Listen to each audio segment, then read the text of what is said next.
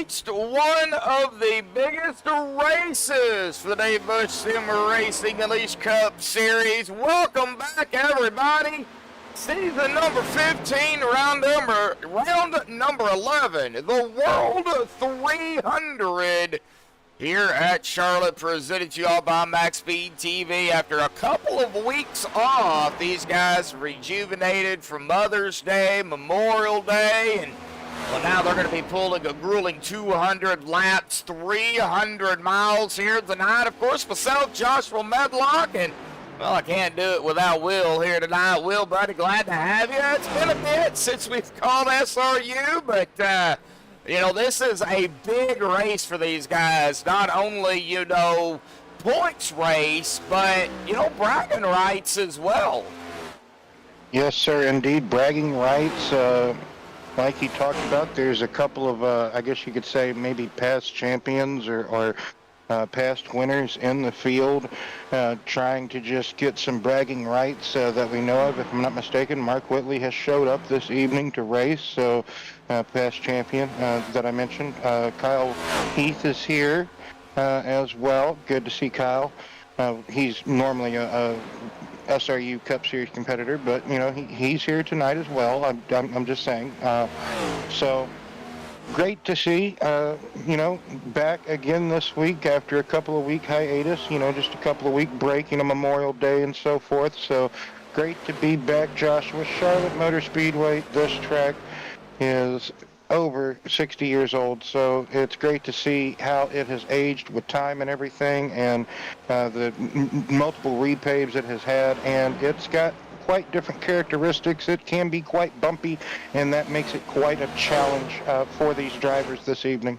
Yeah, and I think they're not only going to have to contend with the tires, you know, in the bumpy track, but you know, even the track temp, yeah, it's not high right now. It's only 95 degrees, but still, that 95 could turn into 105, 110 relatively quickly. So we'll see how the track temp plays out throughout the race and how these tires fall off.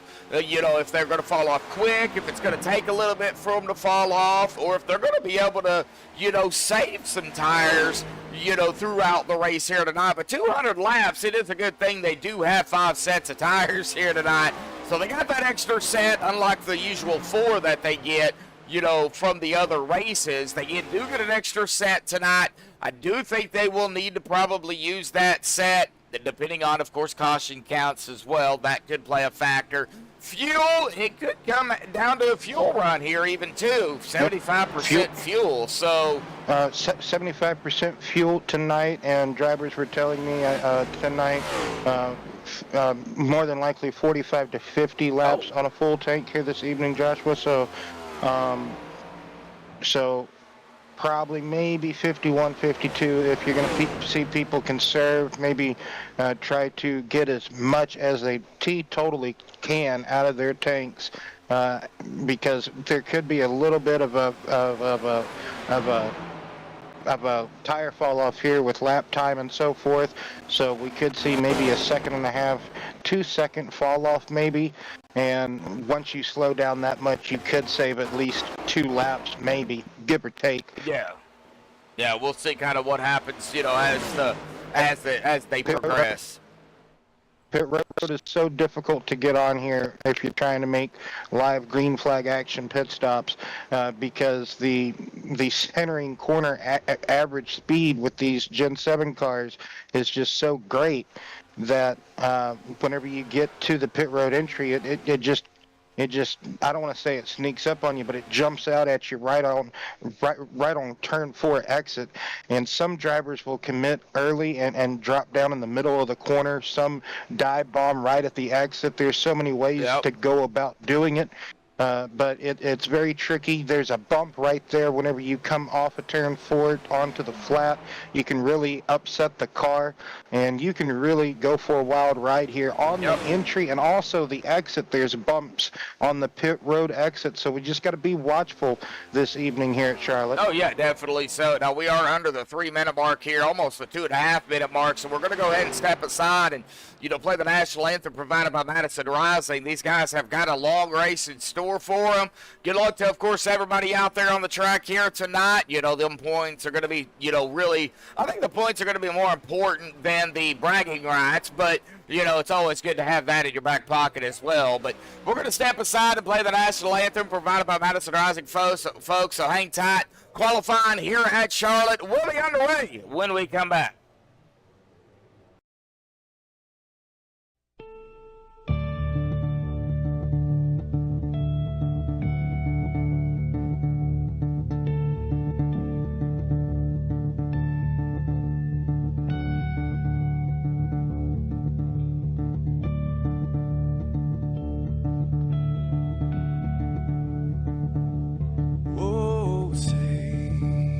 Can you see by the dawn's early light what so proudly we hailed at the twilight's last gleaming, whose broad stripes and bright stars through the perilous fights, oh, the ramparts we watched were so gallantly streaming, and the rockets ran past, the bombs bursting in air, gave proof through the night that our flag was still there.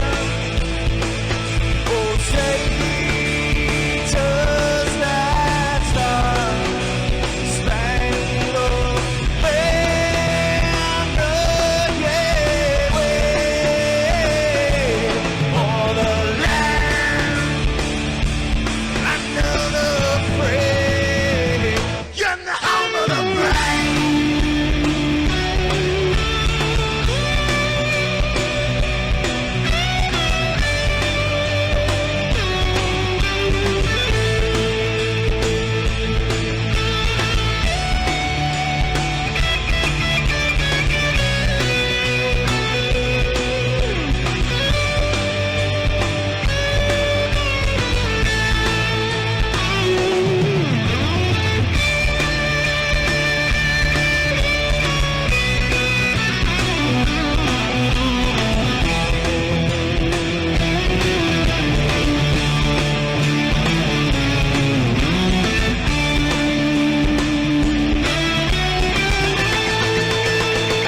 Because we are the brave.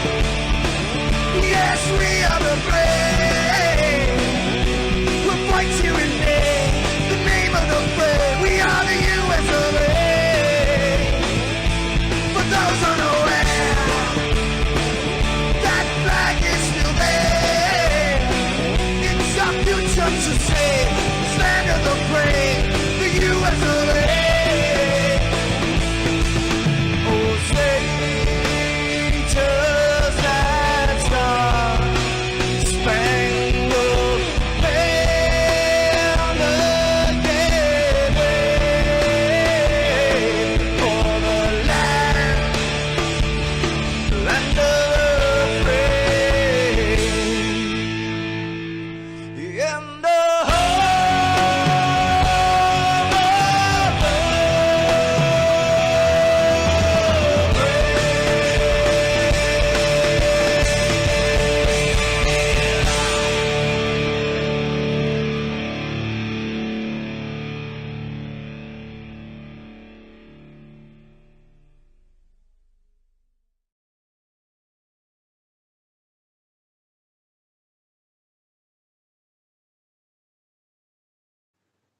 This is Rio of Madison Rising, and you're watching MaxspeedTV.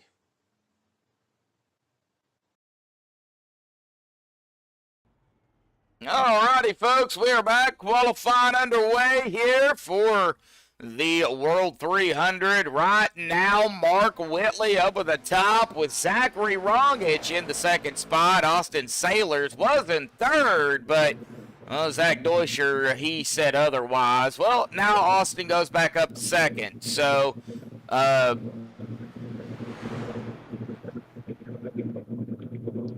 there is something bleeding through. Yeah. All right, I think it's. Oh!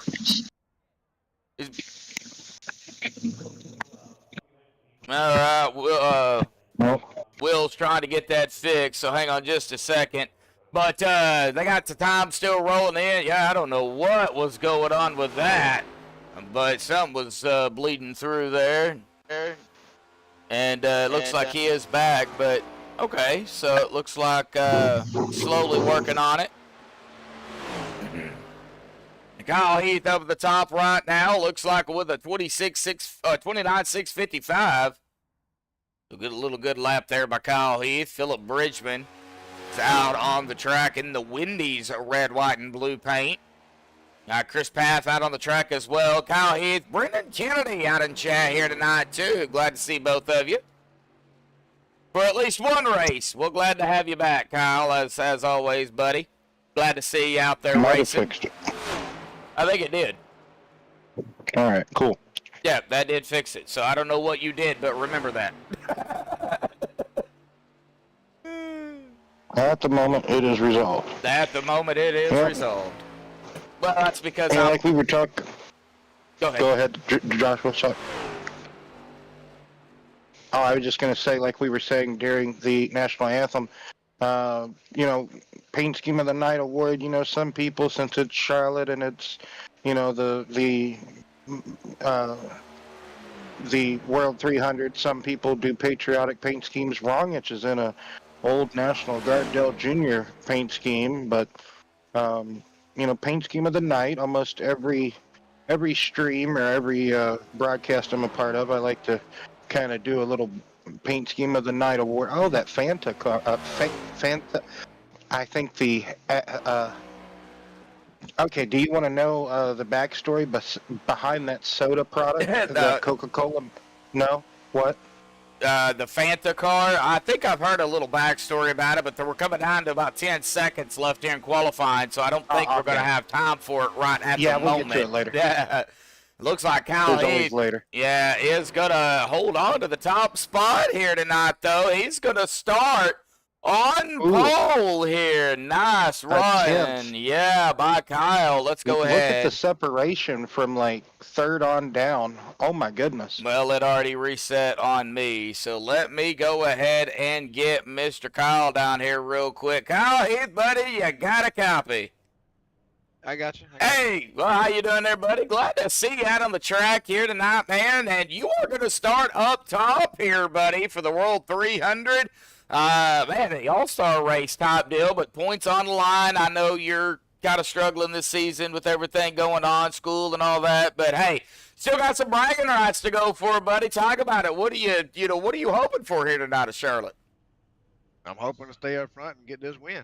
Get a little bit of bragging rights, huh? Oh, yeah, I had plenty of practice here. A couple of weeks ago, I did 600 miles here, so, yeah, I had enough practice. Wow, all right. Well, as always, buddy, good luck out there tonight. Congratulations on the pole. Sharp-looking paint out there tonight, too, brother. Red, white, and blue got it supporting, man. Awesome job. With the, I know Memorial Day was 2 weeks ago. We didn't race this race, but hey, we're racing it tonight, so, still gonna fly these colors. Yeah, still going to fly on, man. Well, awesome job on the pole here tonight, buddy. Good luck, and we'll see what happens.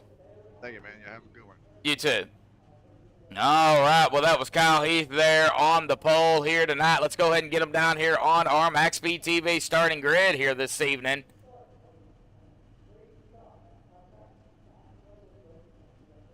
Let me see here. Where's that button at? There it is. Little rusty, folks, a little rusty, but we'll get through it. MaxspeedTV starting grid. We just talked to him, the number 13 of Kyle Heath, grabbing the pole out here tonight at 29.655. And no, William, you was talking about the times, man. They were close. Joseph Joseph sir. Carsey there in second at a 29.760. And then you've got third, Chris Paff at a 29.801. Ryan Messer fourth at 29.826. Mark Whitley at a 29.849. That is rounding out the top five. Jeff Gilmore in sixth. Austin Saylor seventh. Zachary Rongich eighth. Zach Deutscher ninth. And Kyle Munson 10th. Philip Richmond at 11th. Rick Adams 12th. Robbie Darnell 13th. Brandon Sheets not qualifying here tonight. He'll start 14th. David Cassidy 15th. Terry Gay 16th. Kevin Roy 17th. Jim Coleman-Sperger in 18th. Paul Buzz-Cohen in 19th. Jason Adams 20th. Gomez, Mark Koshik 21st. Art Mullane 22nd. Robbie Stewart 23rd. Gary Wright 24th. So 21 drivers out here for the World 300. Not too shabby.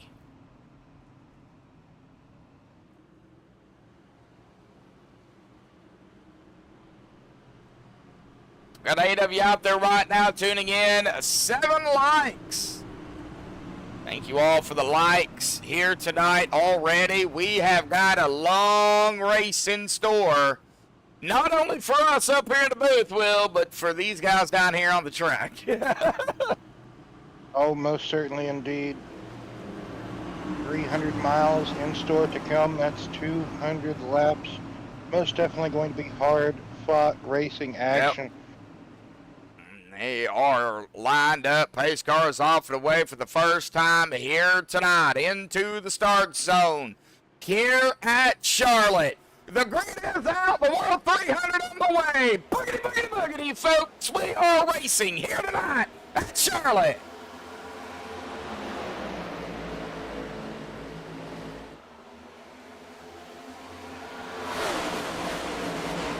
Already screaming out of turn number 2. And boy, Kyle C didn't waste any time. Already up to the top spot. But Kyle fighting on the inside out of 4. Who's going to lead the first lap? The 8 or the 13? We're going to find out. I think the 8 got it. Barely. Yeah, barely. Side by side, I tell you what. But everybody behind them, you can see Whitley up against the wall, up in the high lane, all the way up there already. So there's so many lanes here to choose from. Pick and choose. Oh, we got a wreck. Oh, crash! Already? No yellow? You have got to be kidding me. No. Not even sure who it was. It was a blue car. Zach Deutscher. Oh no, the 21. Yeah. Of Deutscher. Oh, that car's broken. Yeah, and yeah, he is going to have to stop here. It looks like he is going to quickly tow to pit road. No fast repairs either, folks. So they get damaged, they got to get it fixed. So that's going to be 2 laps out for Heath under his belt. He is now fighting Whitley onto the outside. Joseph has fell back to 3rd. Messer right there in 4th. And Chris Paff has fallen back to 5th. But it's early. We're only 4 laps into the race here. And already a driver out of contention here tonight. Zach Deutscher. Oh, man. Yes, that's very unfortunate for Zach. We were talking before the start of the race. He was saying how he was hopeful of finishing in the top 5 this evening. Maybe even getting a podium finish. Looking for a win, maybe, hopefully, but wasn't apparently meant to be this evening for the 21 machine. But battle just ensuing for the lead. Whitley and Heath. Cossey has been disposed of, and now it's a fierce fight. They almost look like they're having a fencing match for the lead 5 laps into this race. Whitley really down there hugging the center of 1 and 2 on the paint. It looks like 38 and 16 right there going at it. Rogic, Messer, then Whitley, Heath. They're going at it up top here. So we got a few battles going on. Whitley takes the lead away from Heath, while back here Paff is trying to find a way by Cossie and Rongich around the outside of Messer and trying to bring somebody's in disguise. We got, oh no, that's Philip Bridgman in the Biggie Bag car. Yeah, okay, I'm the looking- Wendy's Biggie Bag car. Yeah, I'm looking at the damage Okay. here on Oh. Rongich. Yeah, I think Rongich and Deutscher's the two that got into Yeah. it. Yeah. There could have been a meeting of the minds between the two Zacks. Yeah. Maybe if we get a moment, we could go back and see a replay of it Well, if we get a chance. That's too far back. It'd be kind of cool if we could, but I should have done that like right when it happened, to be honest with you. Because then I'd have to rewind it pretty far. Looking at Jim Coleman'sberger, there's Sheets. Right up ahead of them is Cassidy, Art Mullane, Gary Wright, Roy, DeGay, Stewart, Gomez, and Adams at the tail end here. So welcome to Charlotte, folks. Now a little bit of a, I would say a little bit of a breakaway. Poor choice of words. Quite a bit of a breakaway here between Kyle Heath in second, Rongich in third. Rongich leading this, well, the rest of the group. Oh, a little bit of a wiggle there by Bridgman.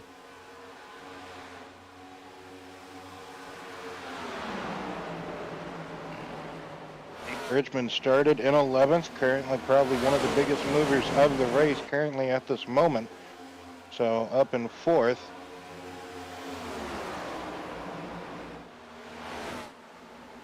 Cossie just keeps dropping back a few positions. Only 10 laps in, not trying to attack at this moment. Could be the planning of the 8 machine. Possibly. We know Cossie very well. He'll drive hard and, you know, then back off and drive hard again and then back off. And now with this race being a little bit longer of a race, Will, he may just be patient. You know, Yes, you know, sir. 5 sets of tires in total. That does include the set they start with. So,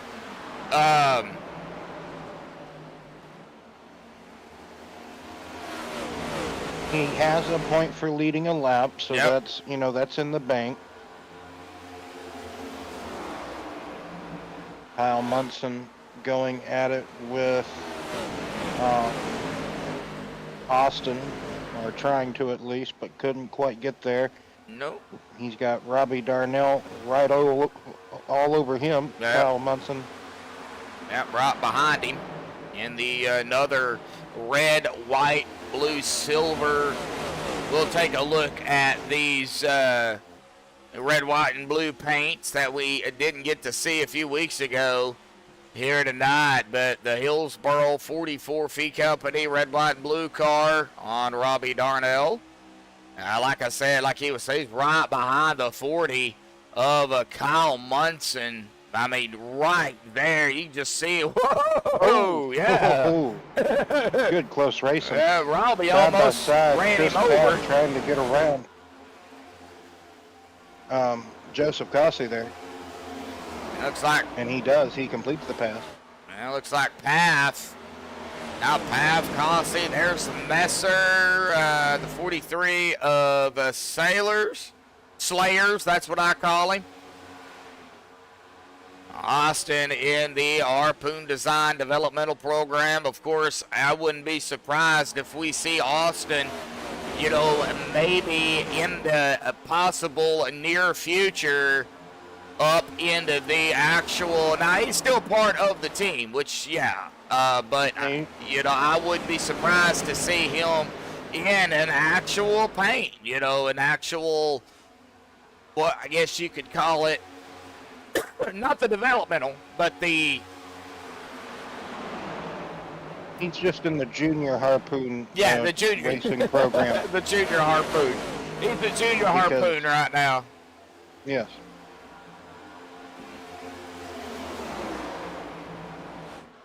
There's a lot of pro manufactured race teams in the sports car world that will have, you know, their pro drivers that they've had for years, and then their newcomers that they've either been kind of getting ready in the lower tier series or so forth, and they get them in, say, like a GT3 car, and they'll have a actual normal pro lineup, and then they'll have a newcomers of the pro category be in what is called, like, say, like a junior car.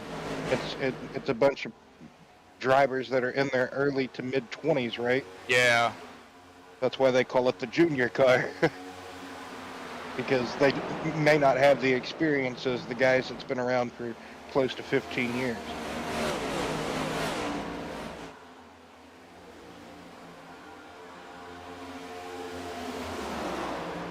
Oh, look, still Kyle some pretty hard racing, though, up here. Oh. Yeah. Oh, yeah. Trying to beat their way into the top 5. Yep. Joseph Cossey hanging on to the top 5 at the moment, but he's got Bridgman and Messer battling right behind him. Our stage here tonight will be at the completion of lap 80, so 80 will be the white flag, 81 will be our stage caution. Now, they can't make it. They'll have to stop at least once. Yeah, so... And they will probably cut this in half. We might even see them start pitting around lap 40. 40, yeah. Short pitting to get the maximum amount of, points they could possibly pick up. Exactly. Yeah.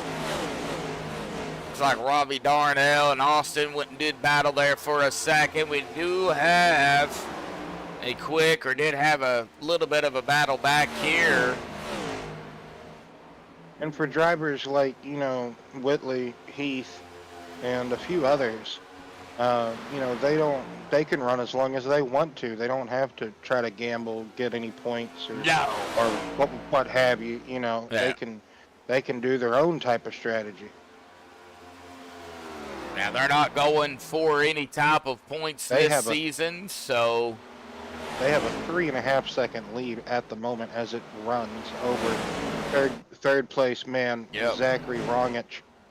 Well, Chris is in third now. Joseph, Rongich, Messer, all right there together. They're still a 4-car pack right here. Yes, indeed. Rongich still ailing that injured right front. I bet you the toe maybe knocked askew just a tad bit. Yeah. Still, after what we assume was an altercation between him and the other Zach Deutscher in the 21 machine, just on lap 2 of the race. So they were extra racy early on, if that's how you like your racing, and they're still at it 23 laps into this race, with Chris Paff taking over the 3rd position, Cossey back to 4th, but Messer looking to take 4th away. Rongich now falling to 6th position. Kyle Munson slowly reeling him in, though. So. All right, single file now, it looks like, for the most part. Trying to check, see if we've got anything brewing. 42 of Rick Adams running that mid to high line, close to the wall out of 2. But he is right behind Sheets, Austin, Jeff kind of going up, but there's the 57 of Gilmore trying to come around Philip Bridgman here. And it looks like the Wendy's 5 is going to fall back a spot there to the Miller High Life 57. So, well, here comes Fanta. Brandon Sheets. Yep. You got all sorts of drinking products. You got Maxwell House just a couple of cars behind, too. So you got coffee, you got soda, you got some... The adult beverage. Yes, sir. Yep. Wendy's has just about anything you want nowadays. They got breakfast. They got all sorts of stuff. And a little... Ooh. Philip's always making you hungry, I tell you. Yeah, Philip. A little bit. Oh, got close there with Austin. Yes. And this is only for 11th position, but it's fierce. It is. 11th, 12th, 13th. Well, throw 14th in here, 14th with too. Jim. Yeah, Jim Coleman'sberger. He changed it from Folgers to Maxwell House. He said every time he ran the Folgers paint, it'd give him bad luck. So he switched to the Maxwell House, and, well, you know, I like coffee. Coffee's coffee, so Maxwell House is good coffee. But it seems like the Maxwell House paint's a little bit better than the Folgers, so we'll see kind of how this race. Oh, 42-43 making contact there.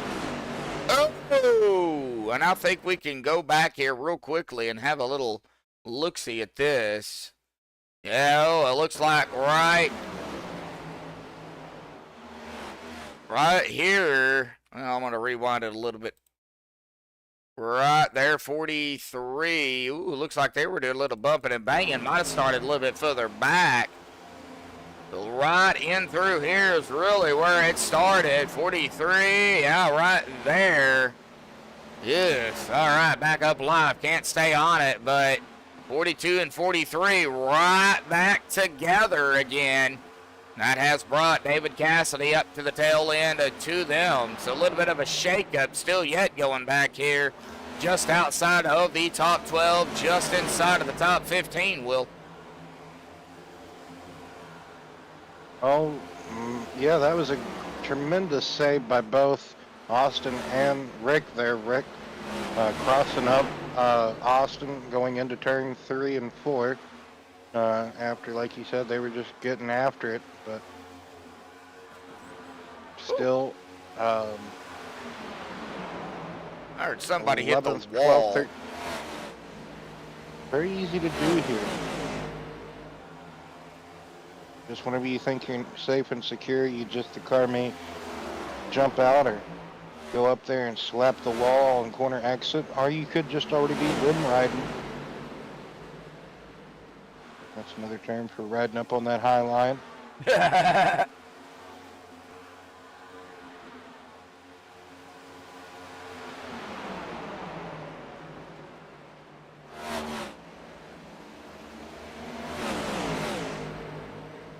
Good racing back here just outside the top 10.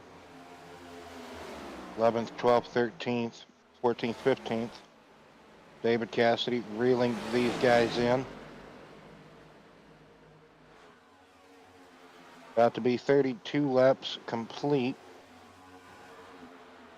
Kyle Heath back ahead of Whitley. Yep.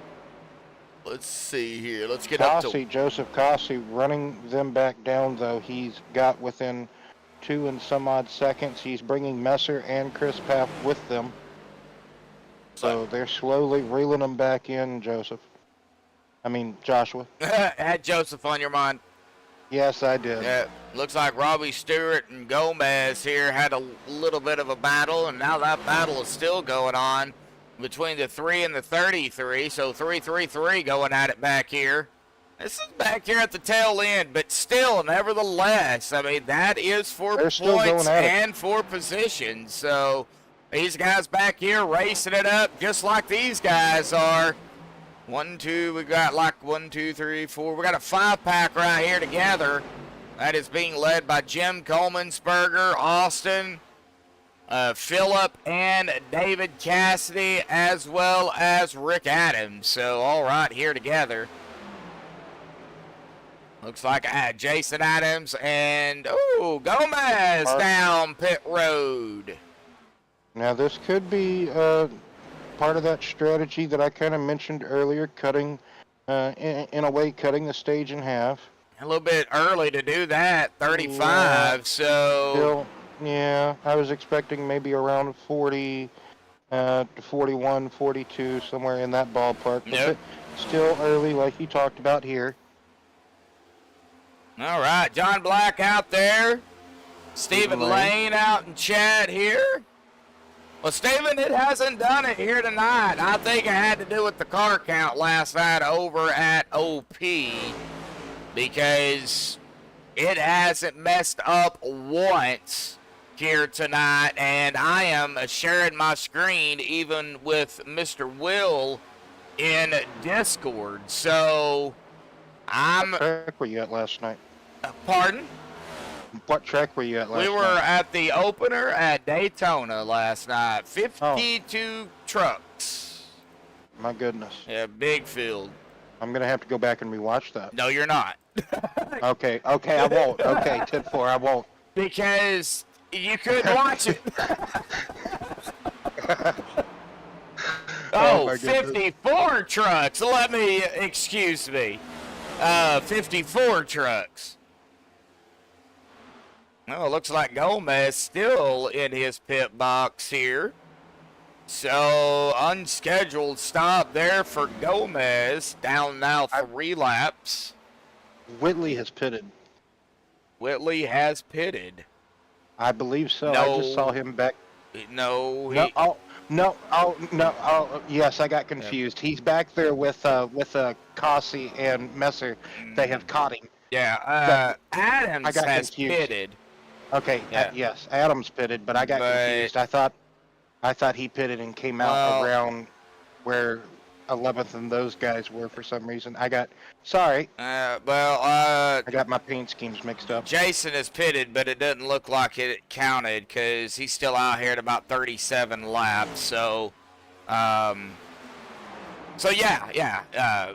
Mark Whitley, yeah. Everybody is caught. Thank you. Everybody, Cossey, Messer, Paff, Whitley, now all right here together. And boy, Messer, I would go ahead and say it. I think he might be trying to throw a bit of a blocking situation there on Whitley.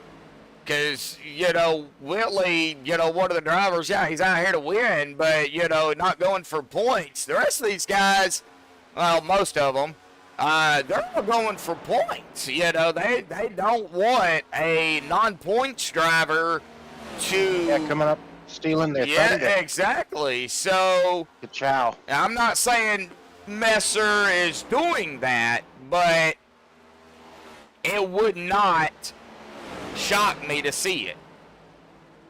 Looks Right like for jury duty. Whitley is coming down pit road. So, yeah, about halfway. I think you called it. See, I could be a crew chief sometimes, a race strategist engineer. Every now and again, I get a few calls right. Steven, do you know how not to be tagged for jury duty? I'll let you know. Don't be a registered voter. But that's No, that's the only way around that. Yeah. Anywho, more drivers down pit road here. We've got, of course, Whitley. There's Sailors, Art Mullane, Gary Wright, all down pit road here. I would expect a few more to be coming down Oh, here yes. pretty quickly. like I said, we could see some just go long, pray for a caution, maybe see if they get it right. Strategy Yep. can be something else. And because like we talked about, these drivers can still go about another 8 laps, give or take, maybe 9. 7. Yeah. Between 7 to 8, We were told 45 to 50. 50, so and I had it 35 to 40, which they already blew past that. So Yep. You're all good. Well, technically, Mark came in at lap 34, coming to 35, so... Kevin Roy, I mean, he's down pit road. Go ahead. I'm just getting these guys coming down pit road. Mark Whitley, I think he ran to experiment to kind of blow off those tires because he knew he was going to cut this opening stanza, this opening stage in half like Yeah. he did. So I think he was just going to kind of match the opening pace of Kyle and see what was going to happen after that. His car started to fall off about 38 laps after he made the hard charge with Kyle. Kyle's still out here, though. He's got 2 1/4 seconds to the good of second place. So, Yeah, but he's going to have to he's- come in. Well, Oh, yes, we sir. got a yellow. Oh, man, that race is on its head now. Yeah, we have got a yellow, and we're trying to find out, or I'm trying to find out where this happened. It took me back to Jason Adams here. Well, then it's definitely on Jason if it took you back to Jason. I'm just Yeah. saying. I'm just kidding, Jason. Oh, hey, Jeremy, how you doing? And there's my brother. Out of Well, turn he called- number 2, it looks like he's okay. He called you a bad name. He called me Doofus. That's his nickname to me, so, Oh, yeah. well, Gotcha. Inside called- barn jokes. Love it. He's called me that for years. Well, I'm 37, so for 37 years, Yes, ever since Yeah. you were in a diaper. pretty much. Well, he called Man. me his baby sister when I was first born because I was supposed to be a Oh, my. girl. But, you know, Well, he just wanted a baby sister. Trey. well, I'm the baby of my family too. I I'm still understand. trying to figure out where this yellow came out. Because, yeah, Josh was still in a man. it took me to Jason, but I think don't know. I think you and Steven gonna have to have a boxing match.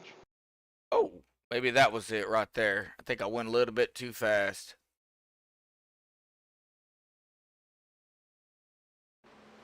I mean, I don't really promote fighting. I mean, I kind of do sometimes. Well, I just don't. did, but Yeah, I don't promote it either. But you know, he said you still wear a diaper. I'm just saying. I see how it is. Yeah, exactly. But I have to get the fisticuffs or That- something. I don't know if it was Jason or not, but something happened out on the track here for sure, and there was a yellow. So, yep, in a diaper, drinking out of a sippy cup.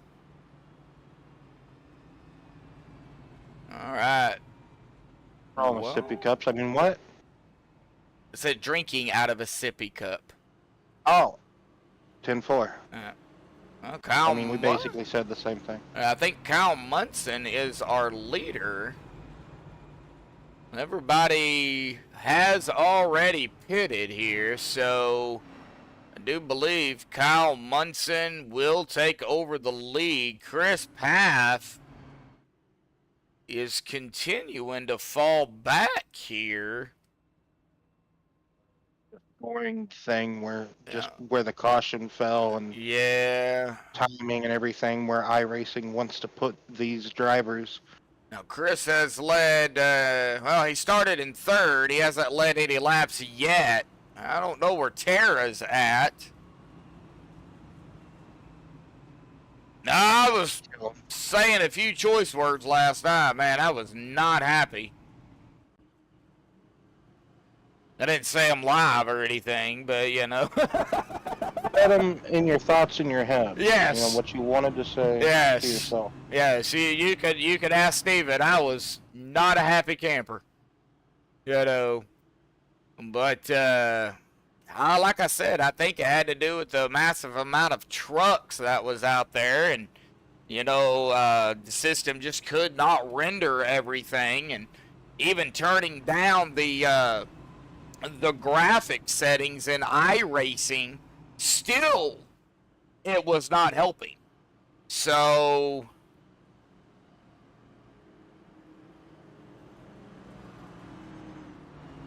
hey, Tara.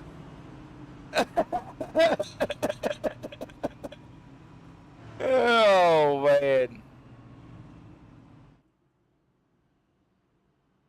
Yeah, I was just asking where you was at.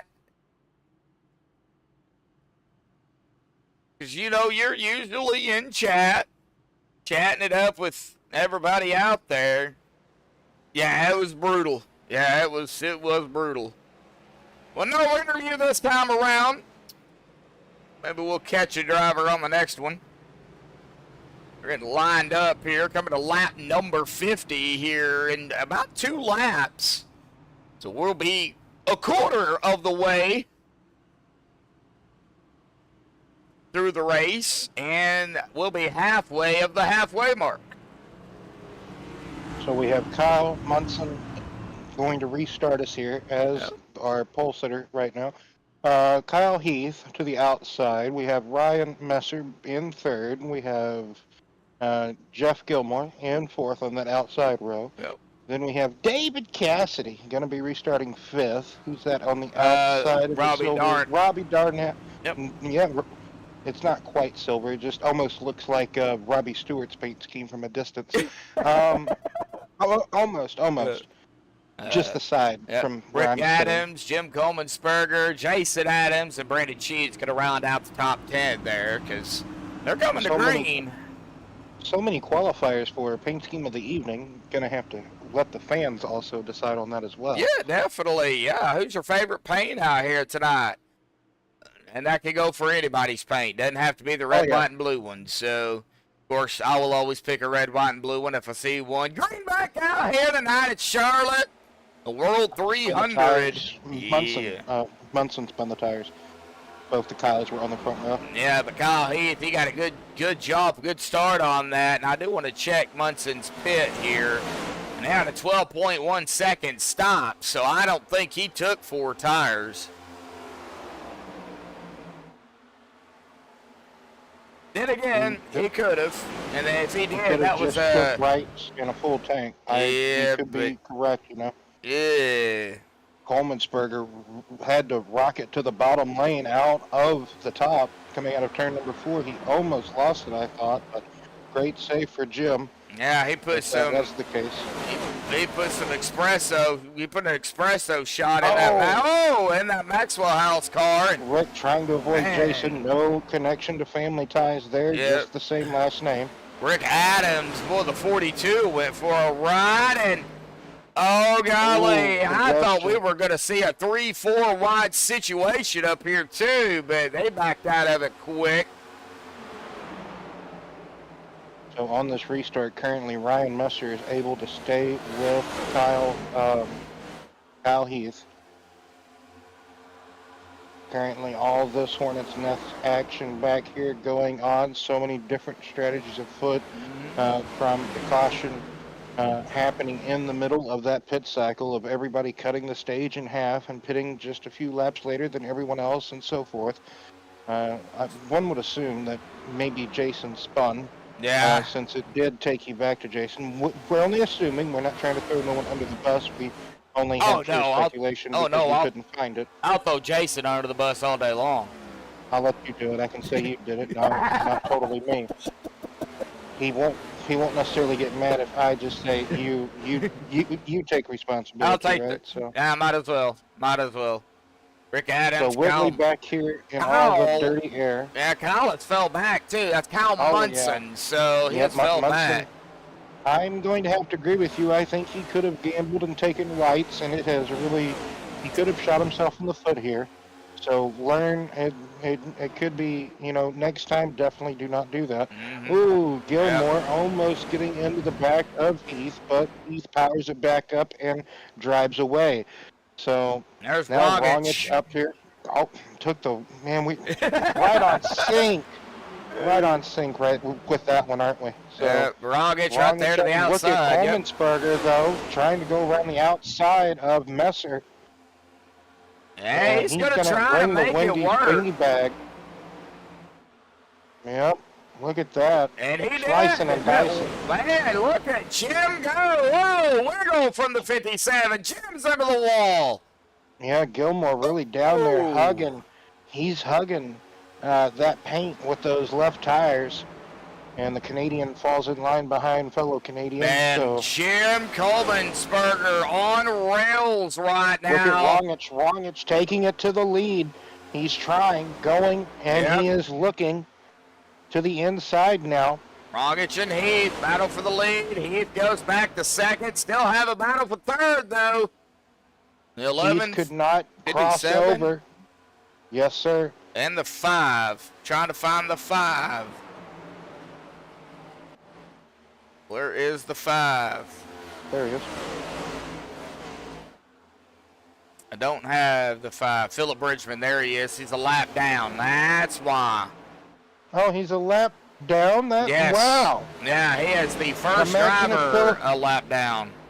Well, I mean, good thing he's up here with the leaders battling, but in a way, just think if he was on the same lap, man. Like, I thought he was on the same lap. No, he is a lap down. Philip, Art, Gary Wright, Kevin Roy, all 1 lap down. Joseph Cossey is the last driver on the lead lap back here in 17th. So he must have got the lucky dog. He got the lucky dog. Yep. See, that caution came in the middle of that pit cycle. Like I said, threw the race on its head at the moment. And a lot of good drivers currently 1 lap down. And you're seeing it right there with Philip Bridgman, who could be in a top 5 position if he was on the lead lap. Alrighty, Steven. Well, take care, buddy. Get to feeling better. Tara, you get to feeling better, too. And, of course, my brother as well. My brother's been down in his back for, seems like, forever. 2 months, 3 months, something like that. Oh, Bub, I've got those crutches, by the way. They're in my car. Is no fun. Yeah, he's got some major problems, and I'm afraid, unfortunately, he's gonna have to have surgery in order to get it fixed. Oh, man. Yeah, so keep him in your thoughts and prayers as well, folks. He's pretty much been bedridden for a while.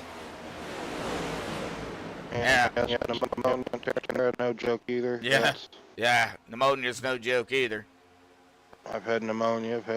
I've had it all. It's terrible. I've had pneumonia, strep throat, the flu, upper respiratory infection, sinus infection, COVID. You name it, I probably had it. I had the bird flu back whenever that was a thing. Wow. And swine flu. Good battle here, though. 57-77. That is Jeff Gilmore, Mark Whitley. I think Mark's supposed to be in the 18, but unfortunately, yeah, he's Kevin Roy in disguise at the moment. Right.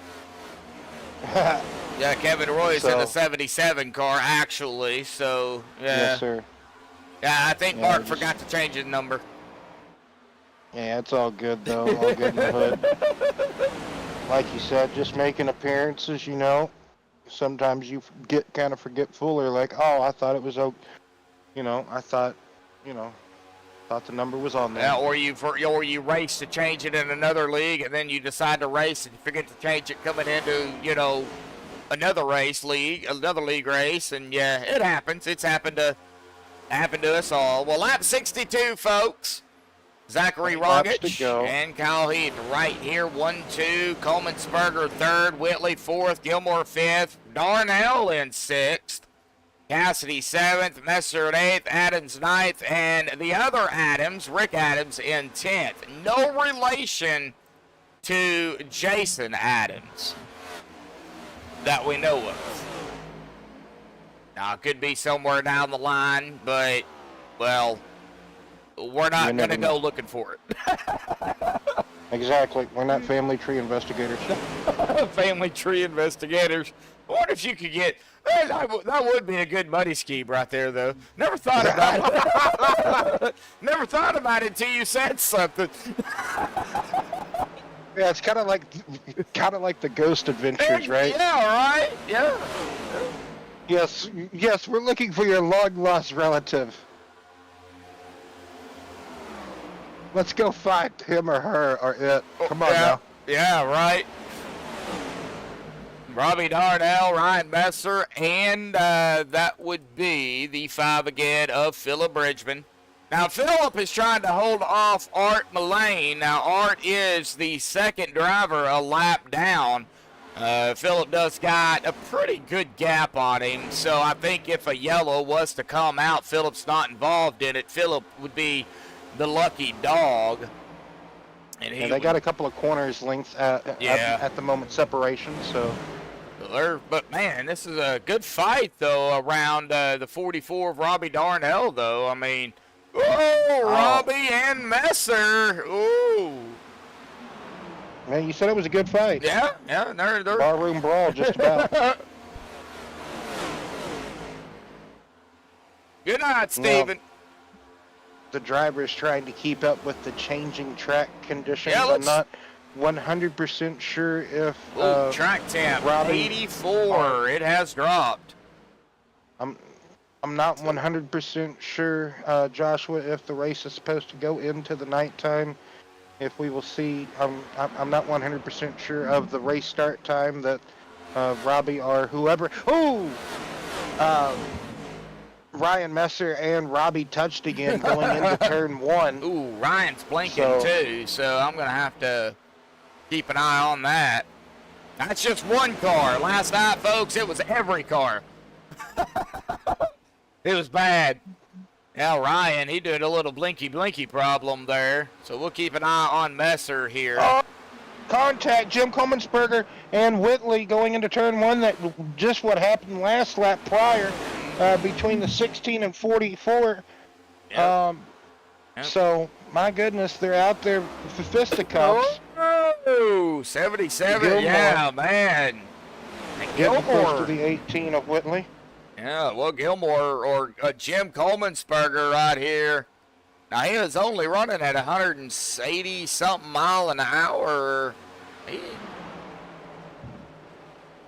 Oh, man, they are neck and neck, and if Jim don't drop it in front, he's, contact again. 3 wide. 3 wide.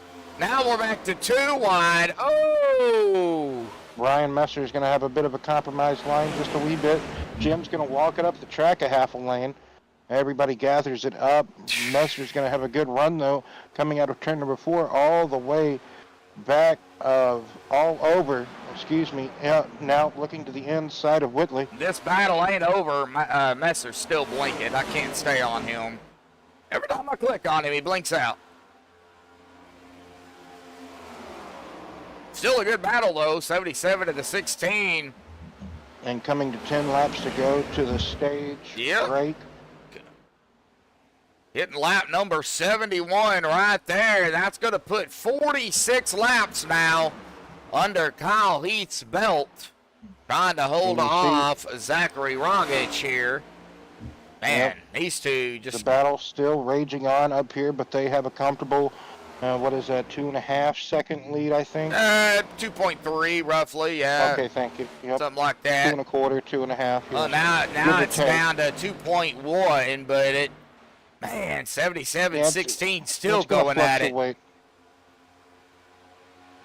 Since these guys keep getting side by side every now and again, it's going to fluctuate back and forth. And we've got them 2.25, 2. Got him single file all the way back to David Cassidy. This is the... If Phillip... Oh, did he brush the wall? I don't think so. But if Phillip can stay up here with everybody, he's going to be the lucky dog in just a few laps. Yeah. David Cassidy Let me up see here just inside the top 10 in 8th position. So having a good stand-up top 10 performance at the moment. Well, let's see here. Lap 73 coming to 74 next time by. Rogich currently got the lead again from Heath. He's led 10 laps now. He's going to try to hold off the 13. Now, you could lead all the laps you want, but, Do you think Kyle lets him get the stage here for the points and then Kyle takes the win if he can? I don't know. Our point standings coming into tonight, Rogich is our leader at 338. So, Chris Paff in second at 326. Kyle Heath, not, in the points race, I guess you could say. But kind of like Mark Whitley, they're out here to win it too. So yeah, I think he would prefer the win. Yeah, just stage win. Dominance is great whenever you come out and try to just get, these kind of like special event races, kind of like how this race is. It's one of the longest of the SRU Cup season schedule, so. You will have some drivers. Hey, if I was a driver, I would love to do like special moonlight one-off appearance races or so forth. That would be cool. Maybe kind of be in the booth with you, Joshua, while racing and give you like a Neil Bonnet perspective. Well, that'd be hard to do though. That'd be easy for me. I'd love it. I'm not a big fan of interviewing drivers under green flag conditions, but that may be a change coming up this Tuesday. We do have a driver or drivers that under green flag conditions, we might be pulling them up in the booth. So well, there you go. That was discussed prior to the season for the Graceland Shootout Series. So we got a lot of things in store for all the fans out there that tune in on Tuesday night. So just stay tuned Kyle Heath back in front with Zachary Rogic in second. Now Mark Whitley is still about 2.3 seconds behind, almost 2.5. Ryan Messer right there on his tail with Jim Coleman-Spurger leading the group here with Robbie, as soon as there goes, Robbie Darnell, Jeff Gilmore, David Cassidy a little bit far back here, only about a second and a half. So Still holding down that 8th position. Still a pretty good Messer group. looking at Whitley. Yeah. Battle for third. He's going to take the position away. Is Whitley going to be able to fight back on the outside? Yes, he is. He's coming back around. But side draft could be a key here coming into turn 1. That blinking could become a problem, too. Yes, sir. Gonna have to be careful. Closing in here, about to get the white flag for we are on the penultimate lap for the stage here. Yep, white flag this time by hitting lap number 80. This time, there it is, white flag in the air, one more time around. Is it gonna be Kyle, is it gonna be Zachary, or is it gonna be somebody else gonna make a move up toward the front? Of course, out of turn number 2. We get a yellow. Car. Yeah, of course, that'll end it as well.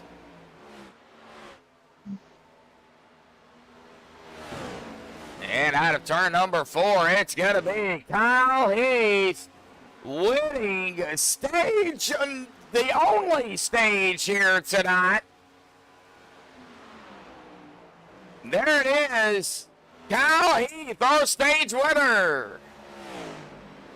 I'll tell you, we're going to have to watch out for Kyle, man. He is looking for a real dominant run this evening. I tell you what, he can put that number 13 just about anywhere he wants it, Joshua. Yeah. I've seen that so far in this 81 lap opener of this 200 lap event. So, like we just talked about, this is the stage break, so drivers kind of catching up to the pace car. And then pit road will become open. So,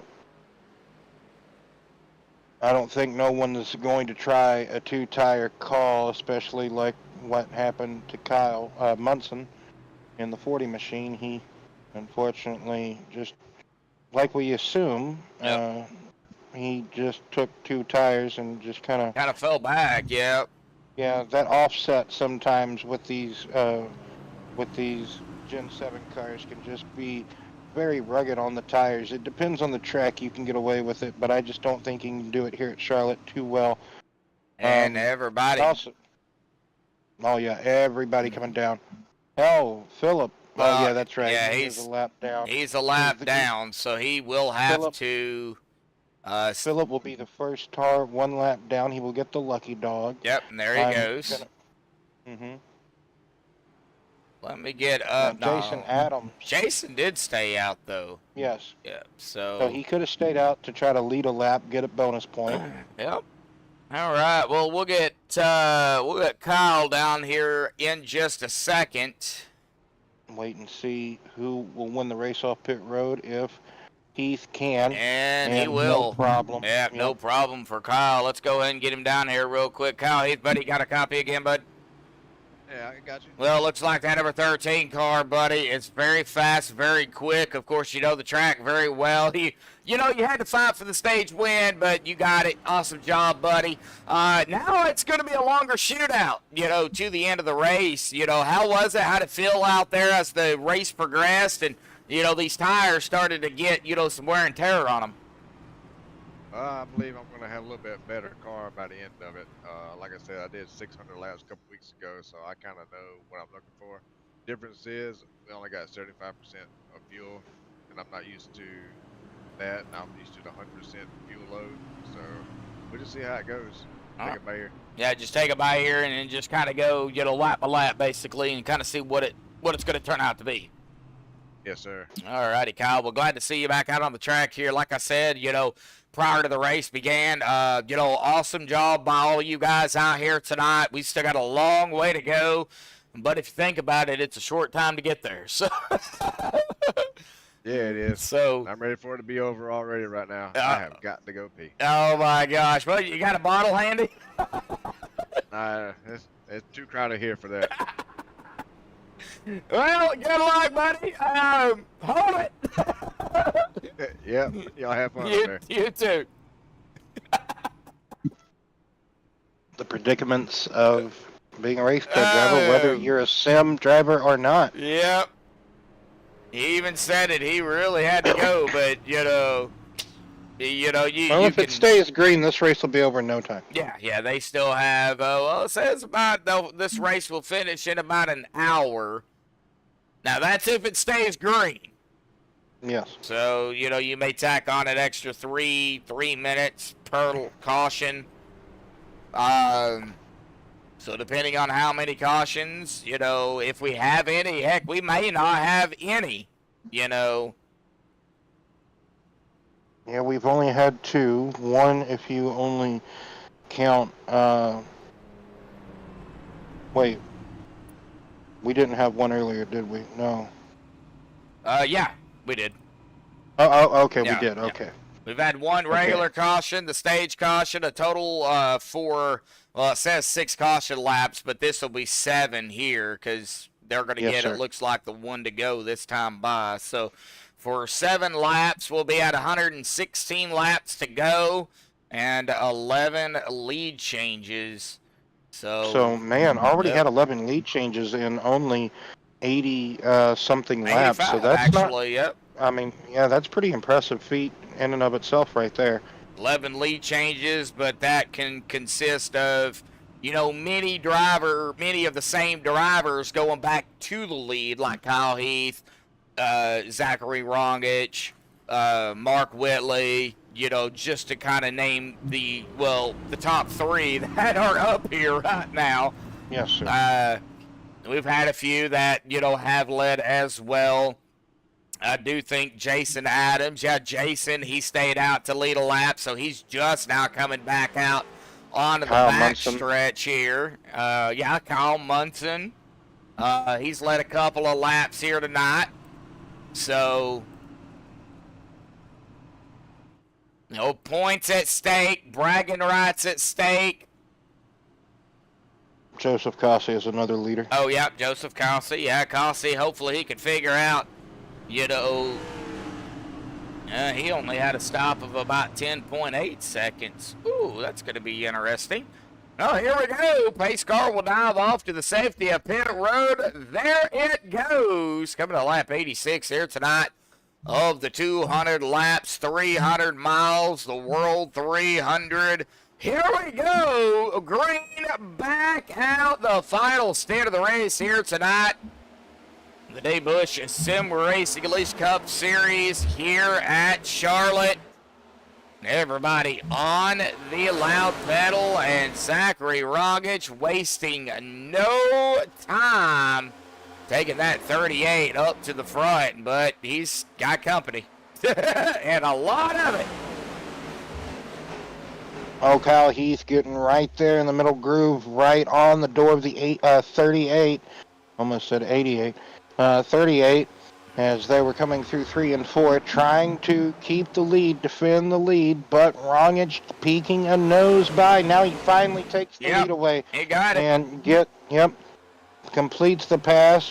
What is Ryan Messer going to do? Is he trying to have a look-see?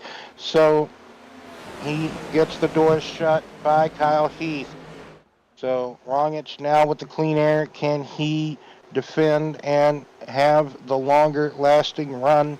Is he going to pull out to a lead like we have seen Heath do? And we'll find out. Robbie Darnell 13th to 5th right now in the top 5. Gilmore 6th, Cassidy 7th, Munson at 8th, Paff 9th, Cossey right there in 10th. Cossey's got company, a lot of it too. As the number 2 Fanta car, Brandon Sheets makes the pass over him. Well, folks, I think it's about time we do it. Y'all know what time it is. I know what time it is. If you don't know what time it is, well, get ready, because it's cranking up time.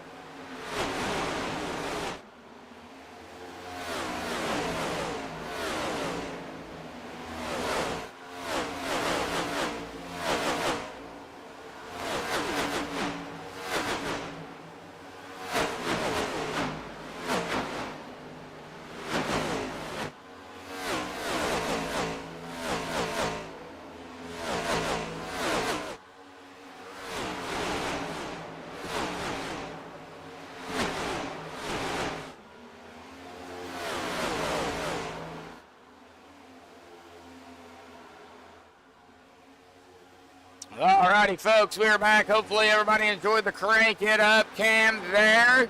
And back in action up front, Rogic, Munson, Heath, Whitley, Cassidy, Messer, Paff, and Darnell going at it back here for 7th and 8th. And Gilmore, 9th, and Austin Sailors running out the top 10. So lap 94 here, and looks like William is muted. He might have had to step away here real quick. Yep, I'm back, yes. All right, he is back, so. Yes, whenever, normally, yes, whenever we do Crank It Ups, I either lift my headset up or I mute myself through the Discord, yes. Yes. Precautionary reasons, you know, you never know. Yeah, you never know. Well, Now I think right now we're just going to kind of see these guys. Yeah, we're going to see them race, but we're also going to see them kind of be patient. You know, we are coming up on that halfway mark here at about 4 laps. So, you know, still got halfway of the race still yet to go. Still a long way to go. You know, you definitely don't want to, you know, get into a situation to where you ruin your race now. You've gone this far, you might as well finish it, you know.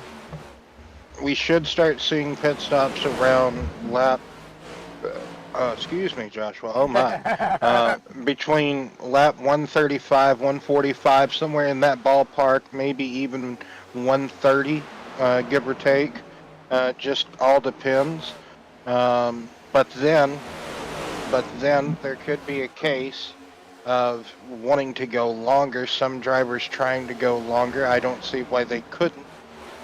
They probably could a little bit, but it's very tricky from where we last went green. We just went green lap, what was it, 85, 86? Yeah, 85. It was 15 laps ago, so yeah. Okay, so yes. So about 84, 85. It's going to be difficult to not make it on 2 more stops, Joshua, I think, because you might need a little bit. You might need to come in for a little bit of a gas. So. Well, let's crunch some numbers here. Let's see here if we can do this real quick. So let's say it's 85. Because that. And you can go what? 50? Say 50. 50, yes. Let's say 50. Yeah. That's going to put it. It's going to be close. 135. At lap 135. So I was right whenever I just said lap 135. You need to come down at lap 135, and then that's going to be cutting it close to the end. And that would be 135 plus 50 more laps would be 185. I don't think I think they'll have to stop 2 more times. Yeah. Yes, indeed. Yeah. 2 more. So I was 2 more pit stops. You were right on the dot there, buddy. Thank you. Yep. Thank you for the reassurance. I appreciate that. It's always good for someone to actually check your homework. Yeah. Now, you know, I don't think they can pull out, you know, and that's 50. That's pushing it too, I think. 45, 50 laps. Yeah. So that's pushing it. So if they can go 50 laps, and that's max that they can go, you know. But we've seen some drivers not be able to go a full 50. Some only going to about 42, 45. Yeah. Some not going to that estimated, 47, 48 window. Yeah. I don't really see too many people being too conservative, trying to save too much out here. It looks like everybody's truly being true race pace. So if they go 45 laps, we have hit the under the 100 to go here, folks. We're at lap 102 right now.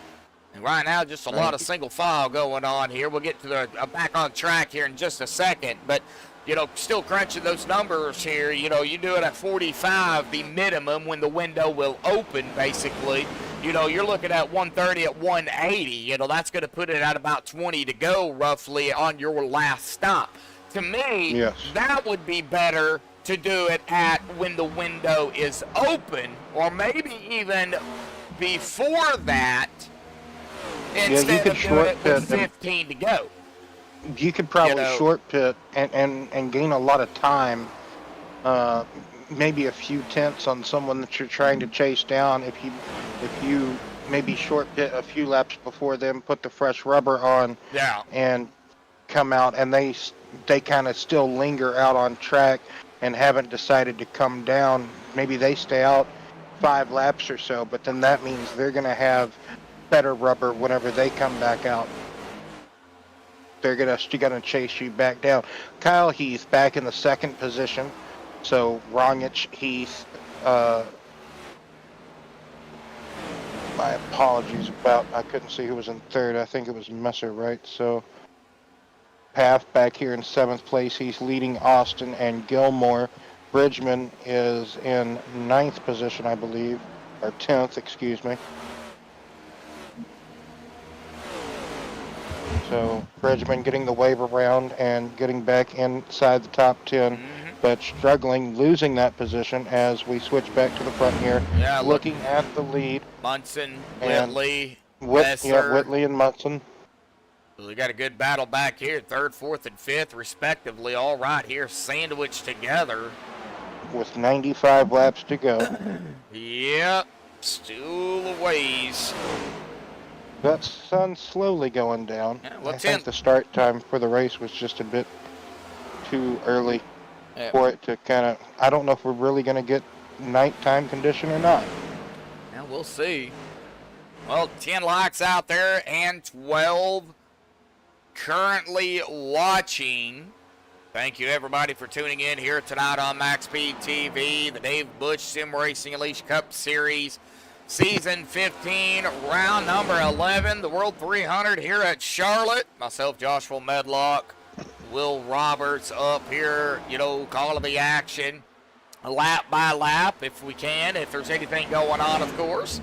And just trying to keep up with everything. A big shout out to all the fans, John, Tara, Steven, and my brother.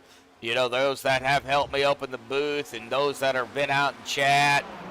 Brendan Kennedy out there, Kyle Heath even out in chat here tonight. So thank you, everybody, again for tuning in. Of course, next week, back in action here for SRU. We will be at the track.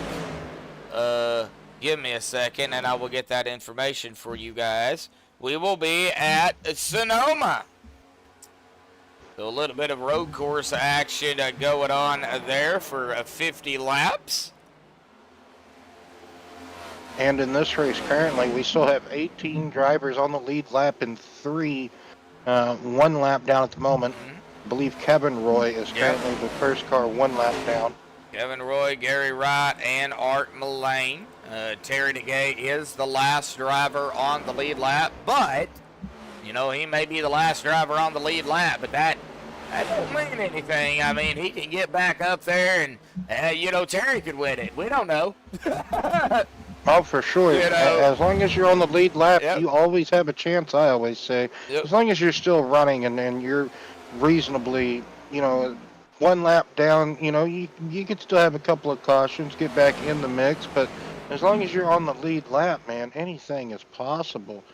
So many things can happen.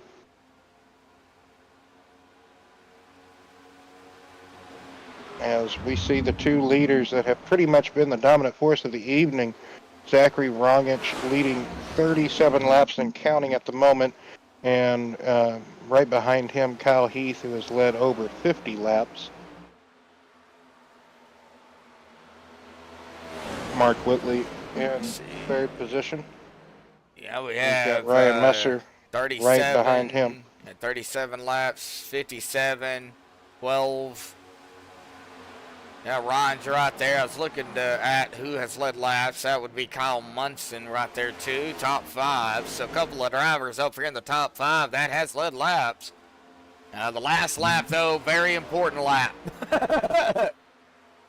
Yeah, just haven't got there yet. The pay window not quite open fully. It's slowly rising. There's a fierce battle going on just outside the top 10 at the moment, Joshua. Darnell, Bridgman. Let's go find it.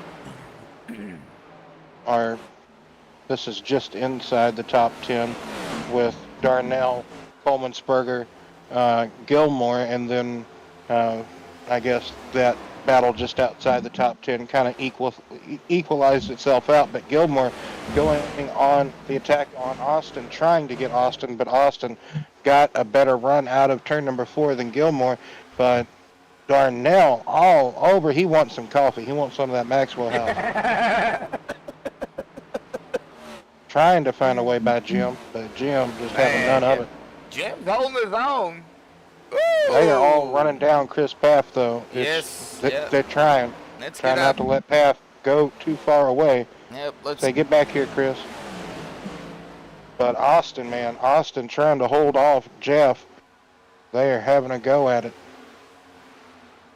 Air blocking is such, like you're not really maybe meaning to. That's just your normal line. Maybe the guy behind you wants to run that line too, but oh my goodness. You know, but it is such a thing in racing, taking someone's line away. Yeah, and David. just kind of dumping the air on the nose of their car. Back here, David Cassidy, Jason Adams going at it, 13th and 14th. Yep, just seen that in the timing screen. Figured I'd jump back here and see what these two knuckleheads are doing. Good battle back here, though, between these two drivers.